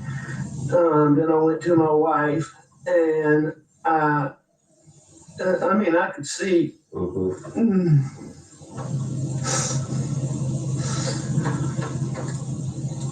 Did you touch Maggie at all? I did. I touched them both. Okay. I tried to do it as limited as possible, but I tried to take their pulse on both of them. And, I called 911 pretty much right away. I want to bring in criminal defense attorney Mark O'Mara. That is something that jurors are glued to. That kind of emotion that is contemporaneous, Mark, with the murder of his wife and son. The bodies are just feet away from him in that cruiser. But many people have remarked there were no tears. And I've seen this in trial after trial. Does it matter? I mean, everybody cries and mourns differently. Does that matter? I really think it does, because it's got to fit into the overall perspective that the defense is trying to say. So I can only answer it by staying in my own lane. If this was my client, and don't forget, his lawyer was in the back seat, by the way. If this was my client and I was presenting this to a jury, I would not be happy with his presentation. I do not think it's particularly compelling. It seems created rather than experienced. Listen, if you're his defense attorney in court, though, aren't you going to buttress it by saying, how would you react? Have you ever even imagined yourself in those shoes?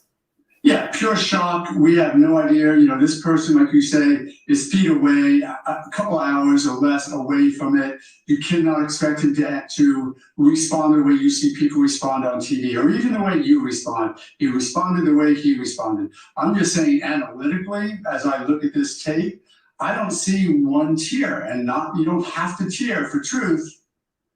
But this was the most devastating occurrence in his life, and for most of the tape, he's quite understandable and quite rational. That's important.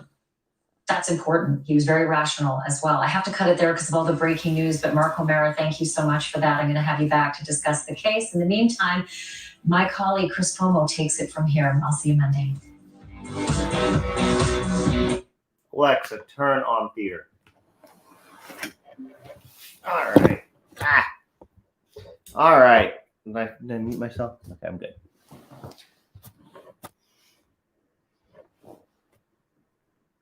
All right. So, yes, she thinks he is innocent. Should we get the TikTok friends back? Should we let them come back? I think let them come back. Let's let them come back. Y'all are still my favorite, though.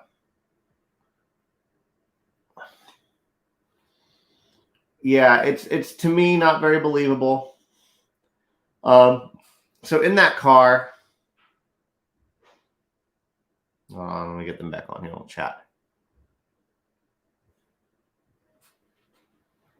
Y'all are saying here. Okay, let me flip this around.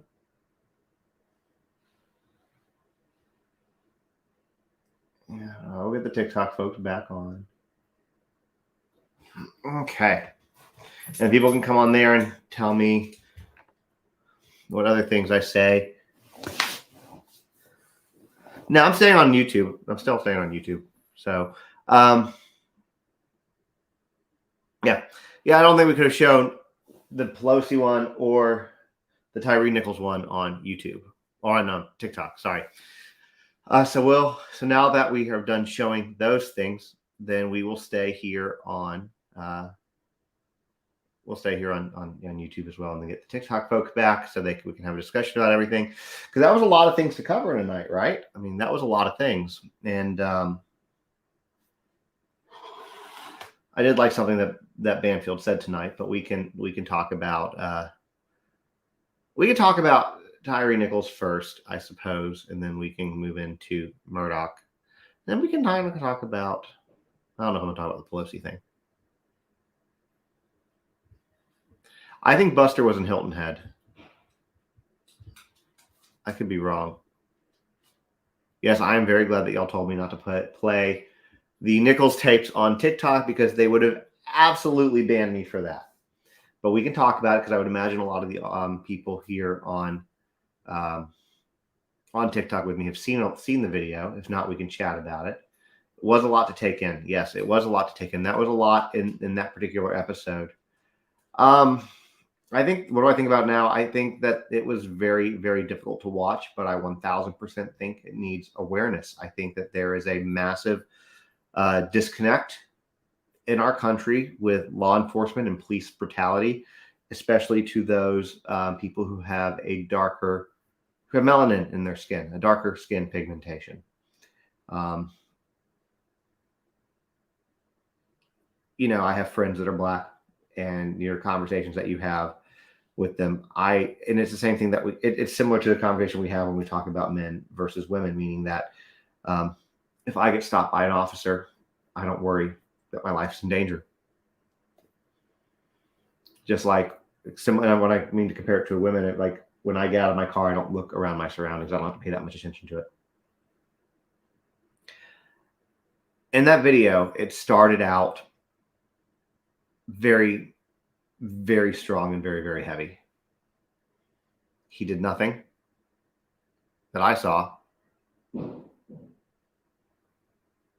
Your brothers are both sheriffs, and he's currently in the hospital for being punched by an inmate during them flipping cells for drugs.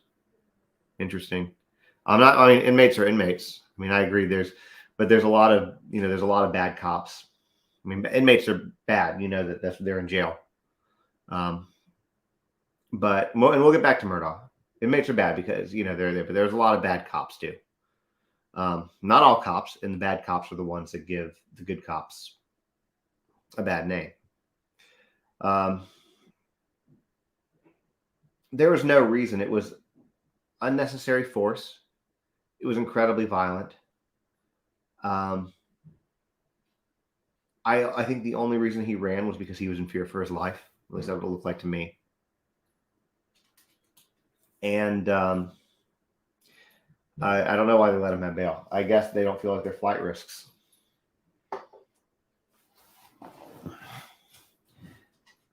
But what I was saying is there's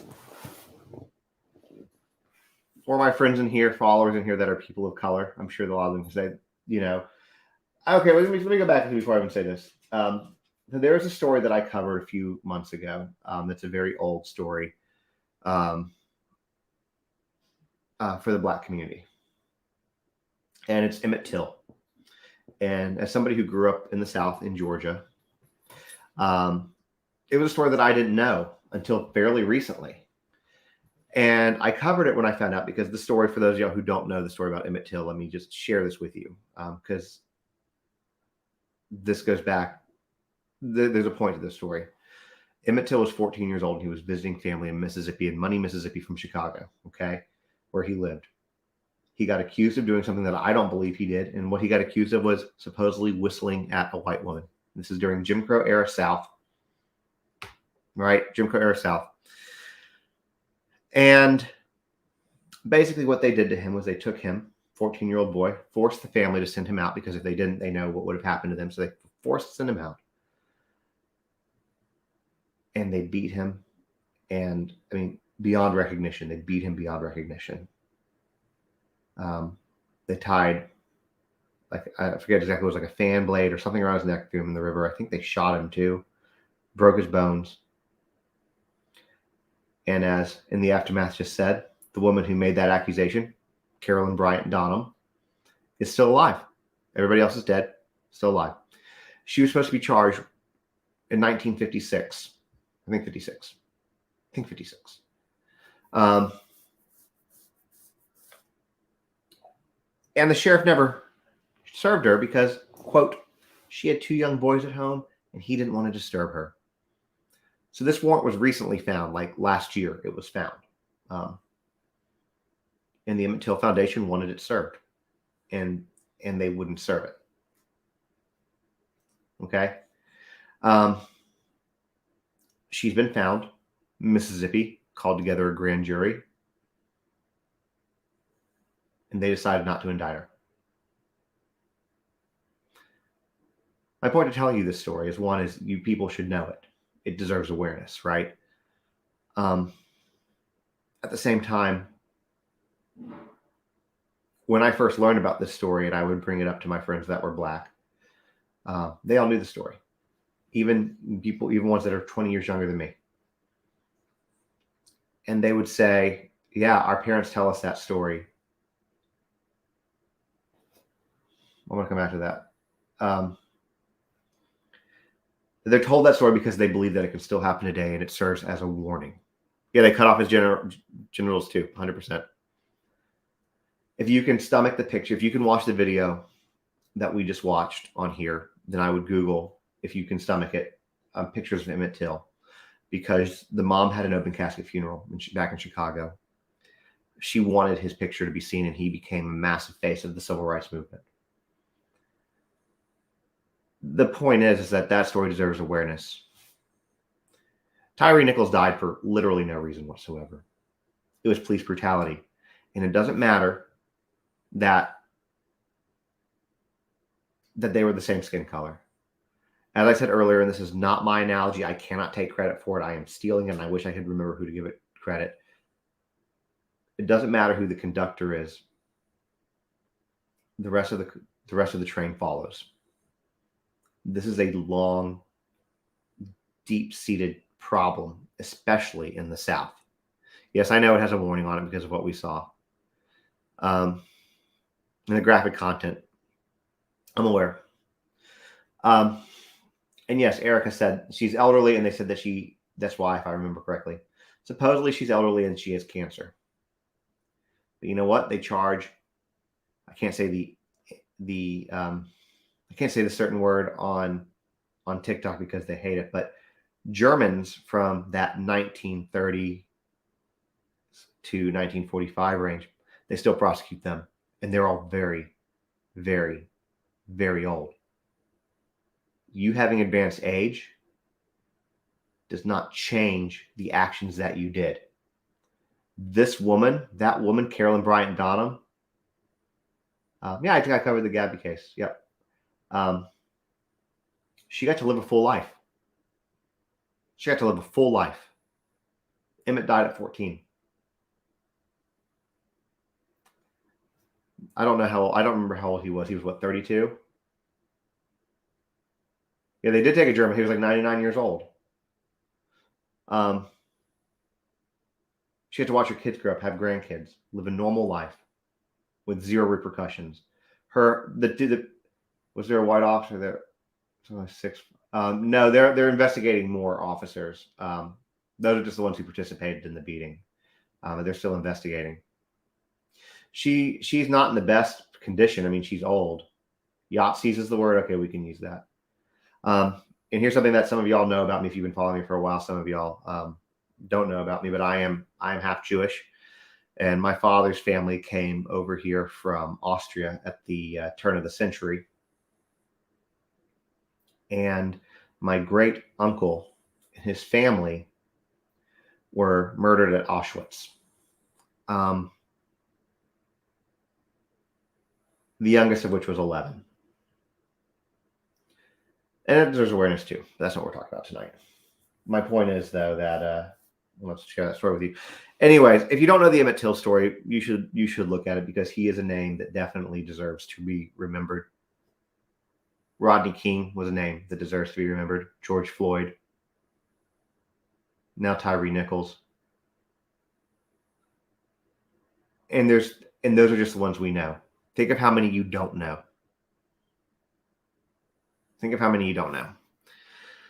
So it's a problem.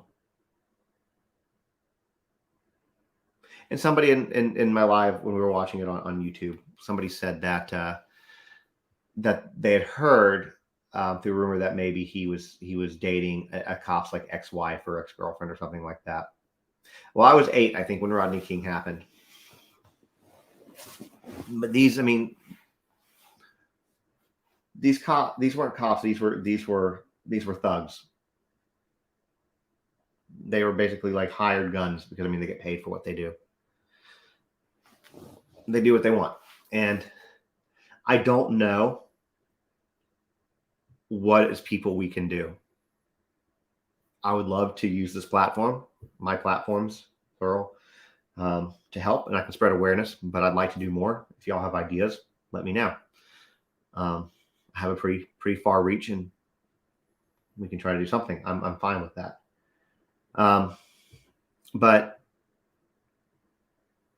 it's like today. There was another shooting in Los Angeles. It's like the third one this week in California.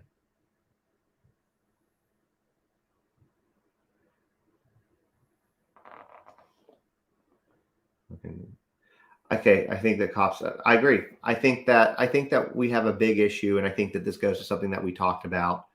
91. So I was 8 or 9 when it happened, depending on what month it was when Rodney King happened. It is. I don't disagree with that statement. The pastor for the family said this was about privilege, the privilege of being in control of others, like these cops, and misuse that authority. And the challenge is you're going to have a lot of people who look like me in the comments when people talk about this, and I will make a video on this because it deserves awareness. That are going to justify the behavior, saying it's not racism because the cops were black, he was black, but it's racism because it's systemic. It's the way that law enforcement is taught to think from day one. They would always talk about the Yahtzees and how there were certain Jews that would help load other Jews on the train. And this is the same kind of concept. I don't know who that is, Mackenzie, but yeah, if somebody wants to get me in touch with them, I'm happy to do that. So I don't know. It's hard to watch. He had a 4-year-old daughter. You know what? My biggest fear of dying. I have an unreasonable fear of dying, but my biggest fear of dying is I won't get to watch my daughter grow up, and the fact that they stole that from him just absolutely crushes me for him. Yeah, I agree, Bunny Sue. Racism is the most disgusting and dangerous behavior in the world. Yeah, that breaks my heart for him. Because again, I don't know. That's what they're saying in the rumor, but you're right. It does, even if it is, the rumor is true. Pascal and I'm happy to do a live with Pascal anytime, and he knows that. He texted me the other day, but then stopped responding. I don't know. He got a bit busy, I think. Yeah, if you don't need. If you have an idea, you don't need to watch the video. It's a tough watch. We didn't watch the whole thing.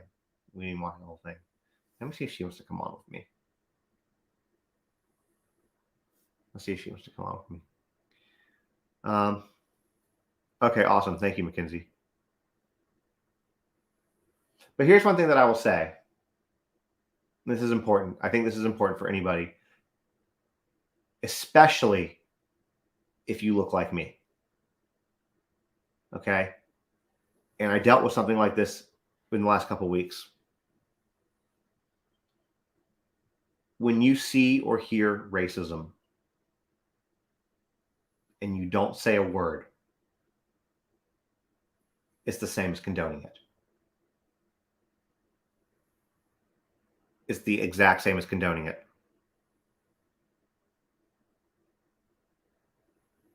People need to be told that this behavior is wrong. It's not tolerated anymore. There's no place for it. But by sitting there and doing absolutely nothing, it allows it to perpetuate, to continue. So what I would encourage anybody who, especially if you look like me, I know that you come across it. I live in the South. I come across it. To say something.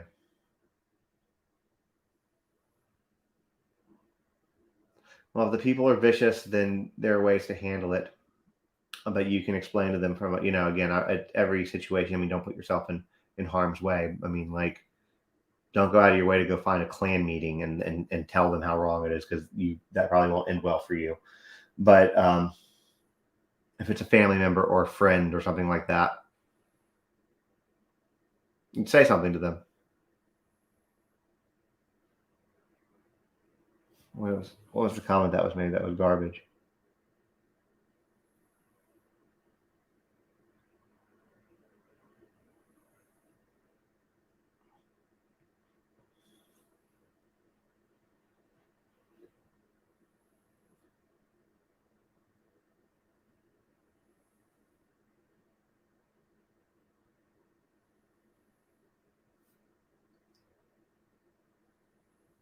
I'm watching those comments.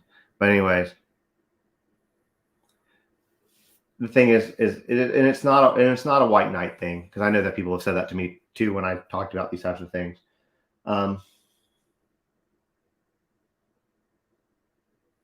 It's as white people, it's not our fight. He was 22. Okay, he was 22. It's not our fight, but because we will never understand. We will never understand. I've heard South Africa is very, very bad about it. But we will never understand. No matter how many people want to try to be oppressed for whatever reason, white people will never understand what black people have to go through. We can't try. We can't empathize, because we have never. I'm gonna Google how old he is, because we've never gone through it. But that being said, we can be there as friends and as advocates and as people to stand and fight next to them, because we know that even though we will never understand it from a firsthand perspective, and be grateful that we don't. He's 29. Okay. 29. That doesn't mean that we can't still help, because I think that a lot of times white people need to call out other white people. And that's how I will stop talking about it now. And we can talk about something else if y'all want. Kind of like, I do a lot of videos. I did one today. I do edit about creepy things that men say to women. I'm not a woman. I will never go through what women go through. But as a man, I can call out other men for being disgusting human beings. And I do. Happily. So.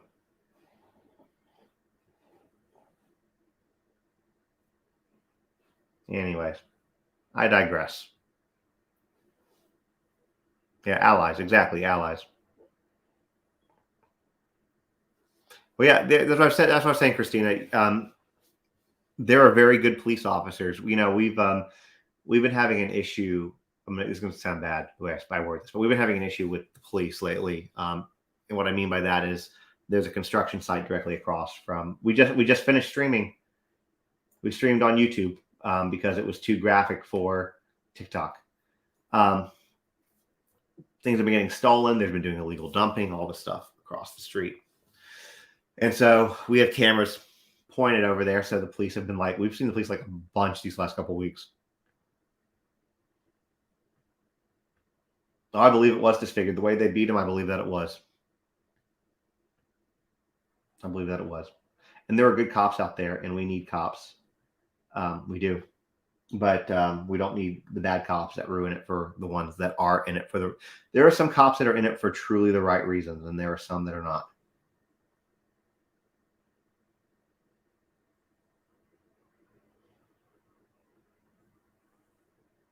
Well, that's the thing. If you ever watch, well, thank you for that. I understand. Look, I understand if you can't watch it or don't want to watch it. I get it. It's a tough watch. And if you're part of the community, and I obviously don't know you don't know you look at, but if you're part of that community, I can completely understand as much as I can why that would be a difficult thing to watch, because it's just been a struggle with the black community for a very long time.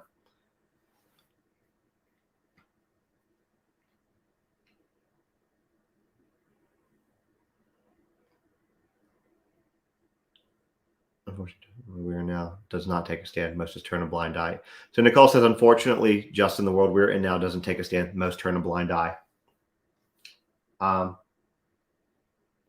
And somebody else said something very similar here. I don't disagree with you.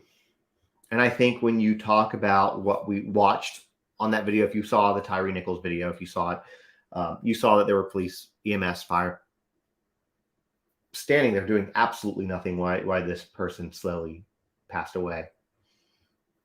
I mean, I'm saying it that way because of TikTok, but we know. I mean, I'll just say he was murdered. He was murdered. And kind of like the Madison Brooks story the other day, completely different situation. She was intoxicated. She was assaulted, thrown out of the car, basically, where she ended up getting hit by another car and died.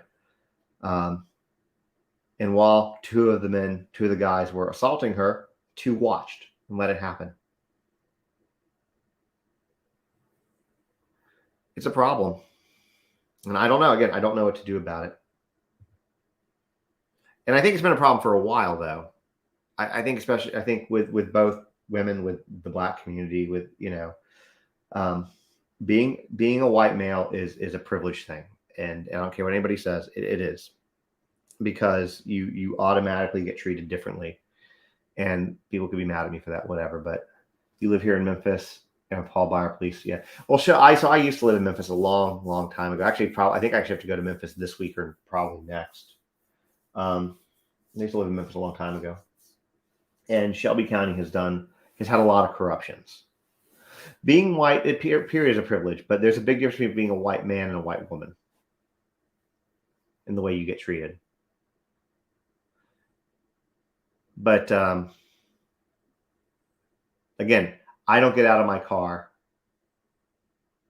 I don't get out of my car and have to look around and worry about my surroundings. So one thing that I want to probably talk about in a video, because I think I'm going to stitch it or duet it, but it was interesting. This girl was talking about, and it was an issue about, she has a little boy, 4 years old, I think is what I saw, 4-year-old boy, and he's got long blonde hair. And when you're that age, there's nothing really overly defining as to what your gender is, depending on how you're dressed. I think that's really it. So when she started saying that when she puts him in gender neutral clothes, more men approach her than when he's dressed as a boy.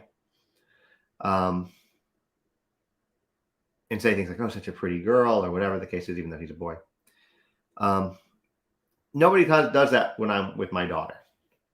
But when my wife goes out, or if we're at a store together and I go to the bathroom or something, or go look at something else, she is literally 9 times out of 10, somebody will approach her and talk to her, talk about our daughter.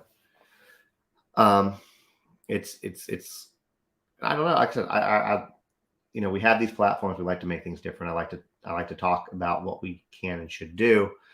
And I think things are progressively getting better, but I think that we are many generations off before they are. And there's another video that Alyssa shared with me, which I'm probably going to duet or at least stitch. I don't know the original account. It's somebody else did it, but all the creepy comments in like a 10-year-old girl's account. And it's disgusting. Anyways.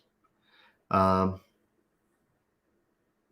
I hope so, Melanie. That's what the goal is. Did you notice the cop that came up on the 5 beating seemed to look away like I see nothing? Yeah, that's what I'm saying. They saw nothing. Yeah, it's weird. It's really creepy.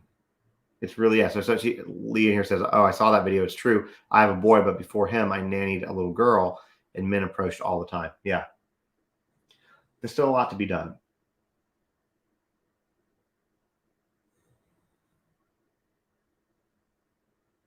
It's a problem. It's a problem. I think that's a different discussion for a different day. Let's talk about Murdaugh. Let's talk about the Murdaugh case for a little bit. Yeah, trafficking is incredibly scary. I mean, I'm literally terrified all the time. Let's talk about Murdaugh. How many of y'all need to be caught up? I agree. It was a special unit. Exactly. Okay. Laura needs to be caught up. A few of y'all need to be caught up. Anybody over here? We're gonna do a very brief catch up. Okay, we're gonna do very brief catch up. Okay, we're going to talk about Murdaugh. No, I don't believe that Brian had. I don't believe that Brian Kohberger had help. I believe he did it 100% on his own. Okay, so let me try to give you the fastest catch up on the most complicated case. Oh, thank you for that, Sam. I'm going to try to give you guys the fastest catch up on this case that I can. I did a live with JVB, the other night, and as we talked about, we could talk about this case for 72 straight hours and you would still not be fully caught up. So I will give you the gist of what's going on. Alec Murdaugh, it's spelled Alex Murdaugh, but it's pronounced Alec Murdaugh, is on trial in South Carolina, Colton County, South Carolina, for the murder of his wife and son, 22-year-old son, Paul. Okay. He is saying that he didn't do it. And he is innocent. So the Murdaughs are a very prominent South Carolina family. There's a very good special on HBO. There's also, I think, a couple podcasts that are really good. Very prominent family in South Carolina.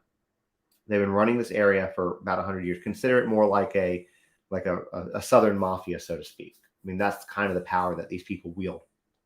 Yeah, it's pronounced exactly. Alex Murdaugh. It's Alex Murdaugh, but it's pronounced Alec, like Alec Baldwin, Murdaugh, like with this hard CK. Yeah, they are a dynasty. They're all attorneys. They've been forever. They have been doing unscrupulous things for many years. Now, Alec embezzled a lot of money, drug trafficking, financial crimes, acquiring property under false pretenses, tax evasion, et cetera, et cetera, et cetera. And the day all of these things were coming to light is the day that his wife and son were murdered. Now, to give a little bit more background, his son, Paul, was also pending legal issues due to a boat accident he had while under the legal age to consume alcohol, under 21, had a boat accident that killed a girl, Mallory Beach. And so he was going to court for that soon. What South Carolina is trying to say part of the motive is that it was to hide or gain sympathy from the financial crimes, etc. Well, being at the kennel wasn't really a big deal. So I'm bothered by the kennel. So they were killed by the kennel. Apparently, Maggie Murdaugh, the wife, she used to go and let the dogs out fairly regularly to go run. And then I guess Paul could have been down there. There's something about sunflowers, like this new caretaker was, anyways. But it's an incredibly complex case. It's incredibly complex. And to try to sum it up in 5 minutes would be very difficult. But basically, this is a family that has a lot of skeletons in their closet. There's 5 potential associated deaths with them, including 3 outside of his son and wife.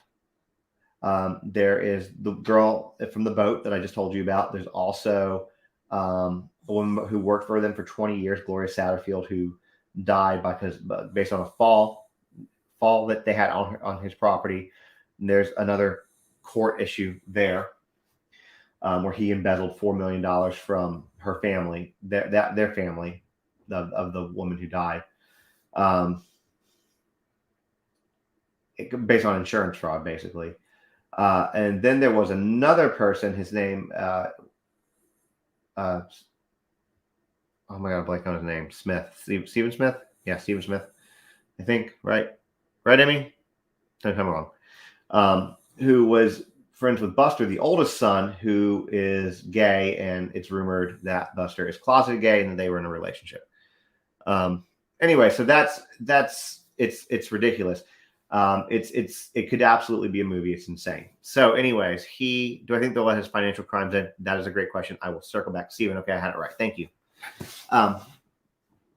So anyways, that's kind of the most ketchup I can do. There's so much more. He's got 103 financial crimes against him. Do I think they will let his financial crimes end during this trial? No, I don't. I'm actually shocked they did not try the financial crimes first, because had they tried the financial crimes first, they could have linked him back to this, because he would have had guilty verdicts and been like, hey. So I definitely got a documentary out in February. Okay, great. We'll probably have to stream that documentary.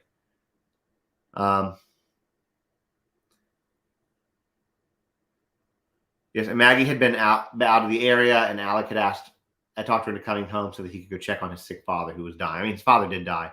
Oh, yes, he did claim his cousin Eddie shot him too, but that was, I think, ended up being self-inflicted. That's, again, there's a lot to this case. Nevertheless, we've had 4 days in court. The first 2 days were 2.5 days were jury picking, and you've had opening statements, and you've had 1 or 2 full actual days in court at this point. 5 days in court. So the opening statements were basically, well, you know what they are. The prosecution saying he did it, defense is saying he didn't do it, that we're going to prove it. The next day, I don't remember exactly what happened. I did an update on it. You can go back and watch it. And then I haven't done an update on the other day, which was yesterday, because I just haven't had a chance to. But basically, they what I saw mainly was law enforcement people who were involved in the case were there, and then you also saw the video of Alec Murdaugh in the car. Yeah, so his clothes are a big issue. We could always watch that video. That one I think would be okay if we watched that one. But I'm worried that he's going to walk on the murder charges too. They're doing good. Thank you for asking. This is in South Carolina, yes, in the Low Country. So I mean, it's very, very complicated. It's so much. It's so much. But I mean, like, this is one of those cases that you should try. I mean, seriously, if you are interested in the true crime and weird stuff, there is no case like this that you have ever seen and probably will never see again. It's incredibly strange. There's so many moving parts. I mean, it could like you could literally talk about this for 2-3 days straight and not be fully caught up on it. What do I think about the 2 different weapons he used? I find that interesting, and I don't know why. I think that maybe so he could try to make it appear like it was an attack from somebody else, because that's what he likes to do. He likes to deflect. What's the significance of the Snapchat? So they haven't had the Snapchat rep come out yet, but the rumor, we know that what's not rumored is we know that the Snapchat was sent to several of Paul's friends right before he died or was killed. The rumor is it shows Alec there, which means it would completely destroy his alibi. And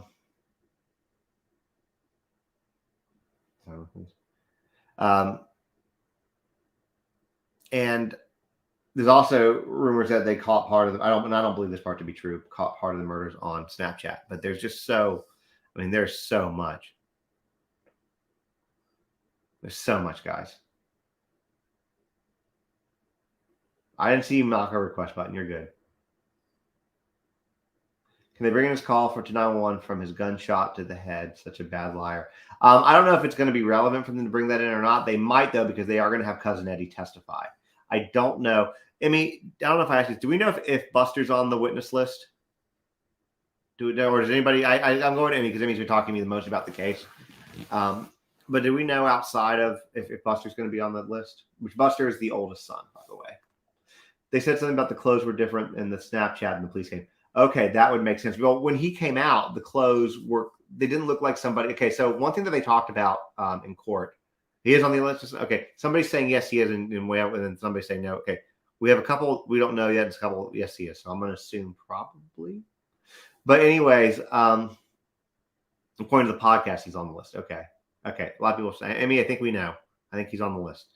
Emmy is very close geographically and I think interest-wise.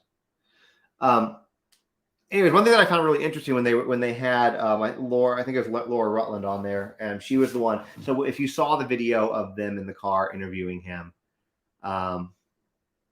then you saw that you saw her. She was one sitting directly behind him, and she had observed that his clothes looked clean, like they were fresh. He was sweating, but they were completely dry. There was no stains. He claims that he went to try to turn his son Paul over, who, trigger warning, Paul's head, this was all that remained of Paul's head. Everything was gone. Gone. There was literal brain matter on the floor, on the ground.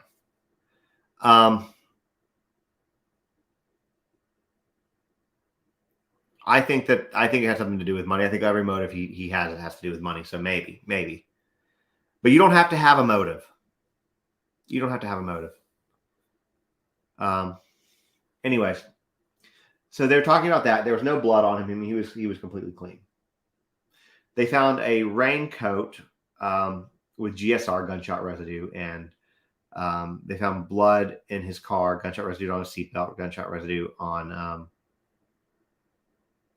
our blood on the steering wheel of the car. So there are some good things. We're talking about the Murdaugh case right this second.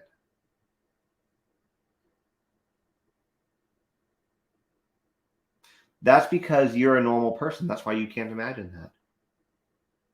He tell 911 his wife and child were shot, and then say later, "I just got up here. It's bad." I think something like that. I think something like that. I have heard, it has been very well rumored that his wife was going to leave him. Yes, that was very rumored to be true. But he told the police that their marriage was perfect. It's a lot, guys. Why would he use 2 weapons? He had weapons with extended mags to make it look like it wasn't him. To make it look like there was more than one person. This is a guy who knows. He knows what police are going to look for. He knows the police. He knows other attorneys. He knows judges. I mean, this is a guy who his family is so deep rooted into this community that they had to take his grandfather's picture down from the courthouse to which he is having his trial in. 2 different weapons would indicate 2 different people. Very prominent family, yes. And yeah, GSR and the seatbelt too.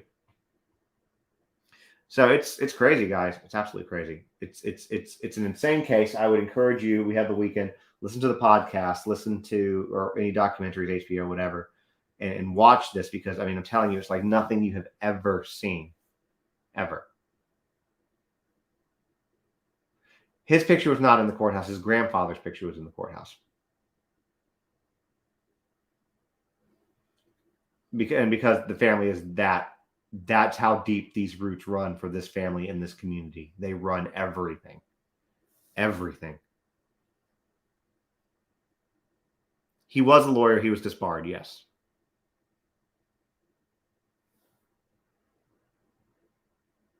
Okay, so he could have hid the weapon behind the hill. They had guns stashed all over the property. He has like 20-something guns. I think he said 25 is what he guesses. Do the local governments allow recreational drones at your cabins? I would assume that they do. I don't think I've ever seen a plane really flying over it.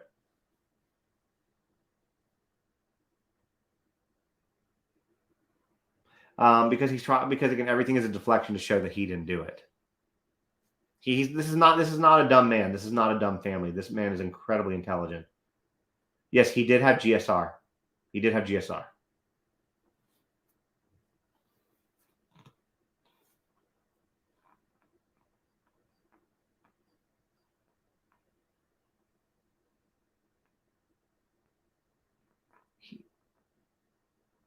Yeah.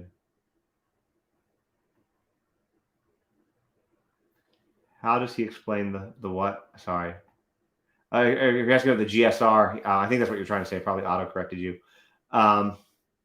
Support, yes, he has Buster, as far as I can tell, supporting his dad. They haven't gotten to the point to explain the GSR yet. We've not gotten there yet.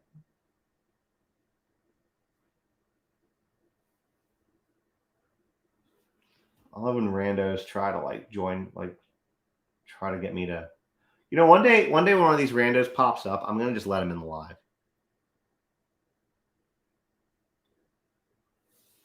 What are their thoughts about the incident in Memphis? We were just talking about that a little while ago. It's beyond tragic, and I'm going to do a video on it. I'm going to do a video on it.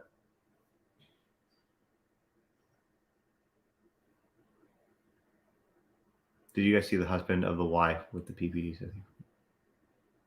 I didn't see that. Oh yeah, I did. I might have seen that. Oh, the postpartum. Yeah, well, that was actually postpartum psychosis.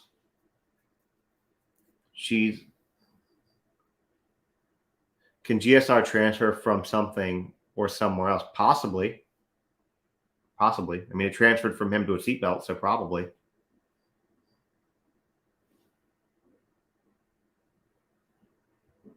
Yeah, GSR's gunshot residue. Sorry, guys. We watched last night's Banfield. We did it on YouTube. Okay, so for anybody who wants to watch last night's Banfield, we did it on YouTube because of the graphic content. Yes, I do think he's going to take the stand because of the graphic content. So if you do want to watch it, you're welcome. When I get off this live, YouTube will upload it, and you're welcome to watch it. I think we started it about 30 minutes, 45 minutes into the thing, give or take. So no, I'm not telling you all the evidence on here because I mean it's so, guys. It's we can be here for days talking about it. So I'm trying to look at this. Yeah, there are people. I have randos pop up all the time. They're like, they want to join live with. I guess they just see me on and they're like, I want to go live with this person. Like, I don't like just let random people. I have to like vet people before I let them come live with me because I don't know what the hell they're gonna do. So there is a timeline. I don't know it off the top of my head, but there is definitely 100% a timeline. We should, you know what we should do? I wonder if do I have HBO Max? Let me see. I don't know if I have HBO. Hold on. Hold, please. Thought I had maybe HBO up here under my friend's account. Let me look.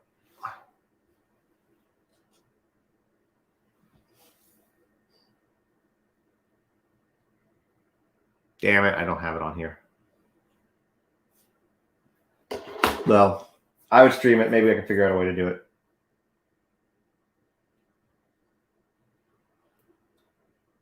Yeah, I could do a free trial.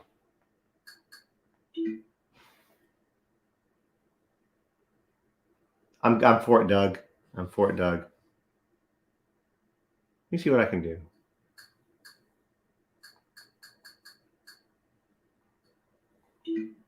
Can I sign out?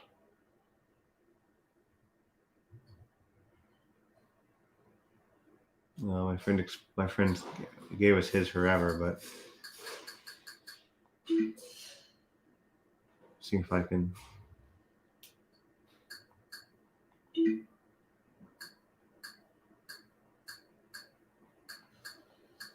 Oh, I'll figure it out.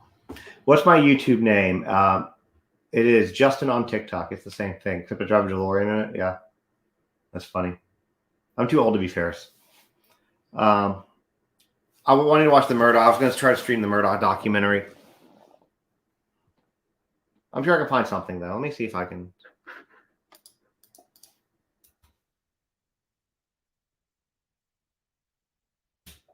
That's what we have. Hold on, what's this say? Hold on. Low Country on HBO Max. Yeah, we might have to figure this out. Low Country, the Murdaugh Dynasty. That's what we need to watch.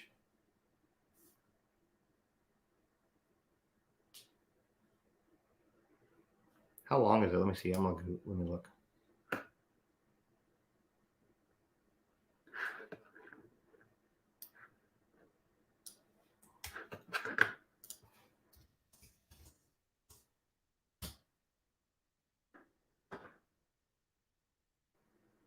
It is a TV series, so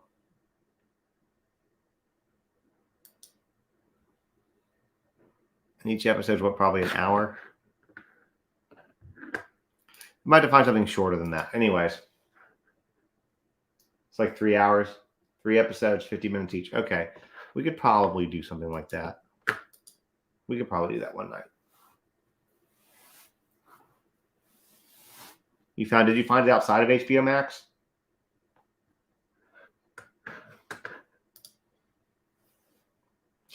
Okay, I've really enjoyed Fitz News. Yes, if you guys really want something on this case, on Twitter at least, you can probably go to the website too. Fitz News, FITS News. They have been great for this.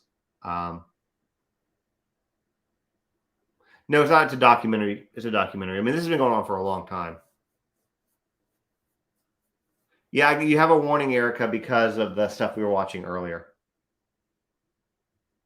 I wouldn't stream that on YouTube. I would do that only on TikTok. Yeah, I've got a Twitter. I haven't really been using it much, but it's really easy for me to post on it when I post on like Insta for a lot of things. So I've kind of been just using it and passing.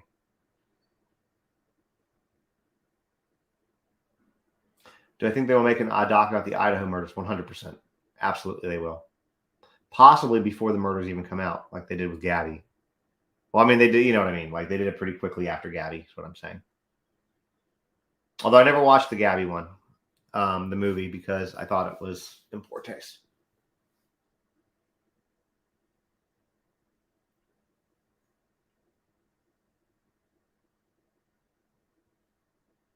So, all right, guys, it is getting late.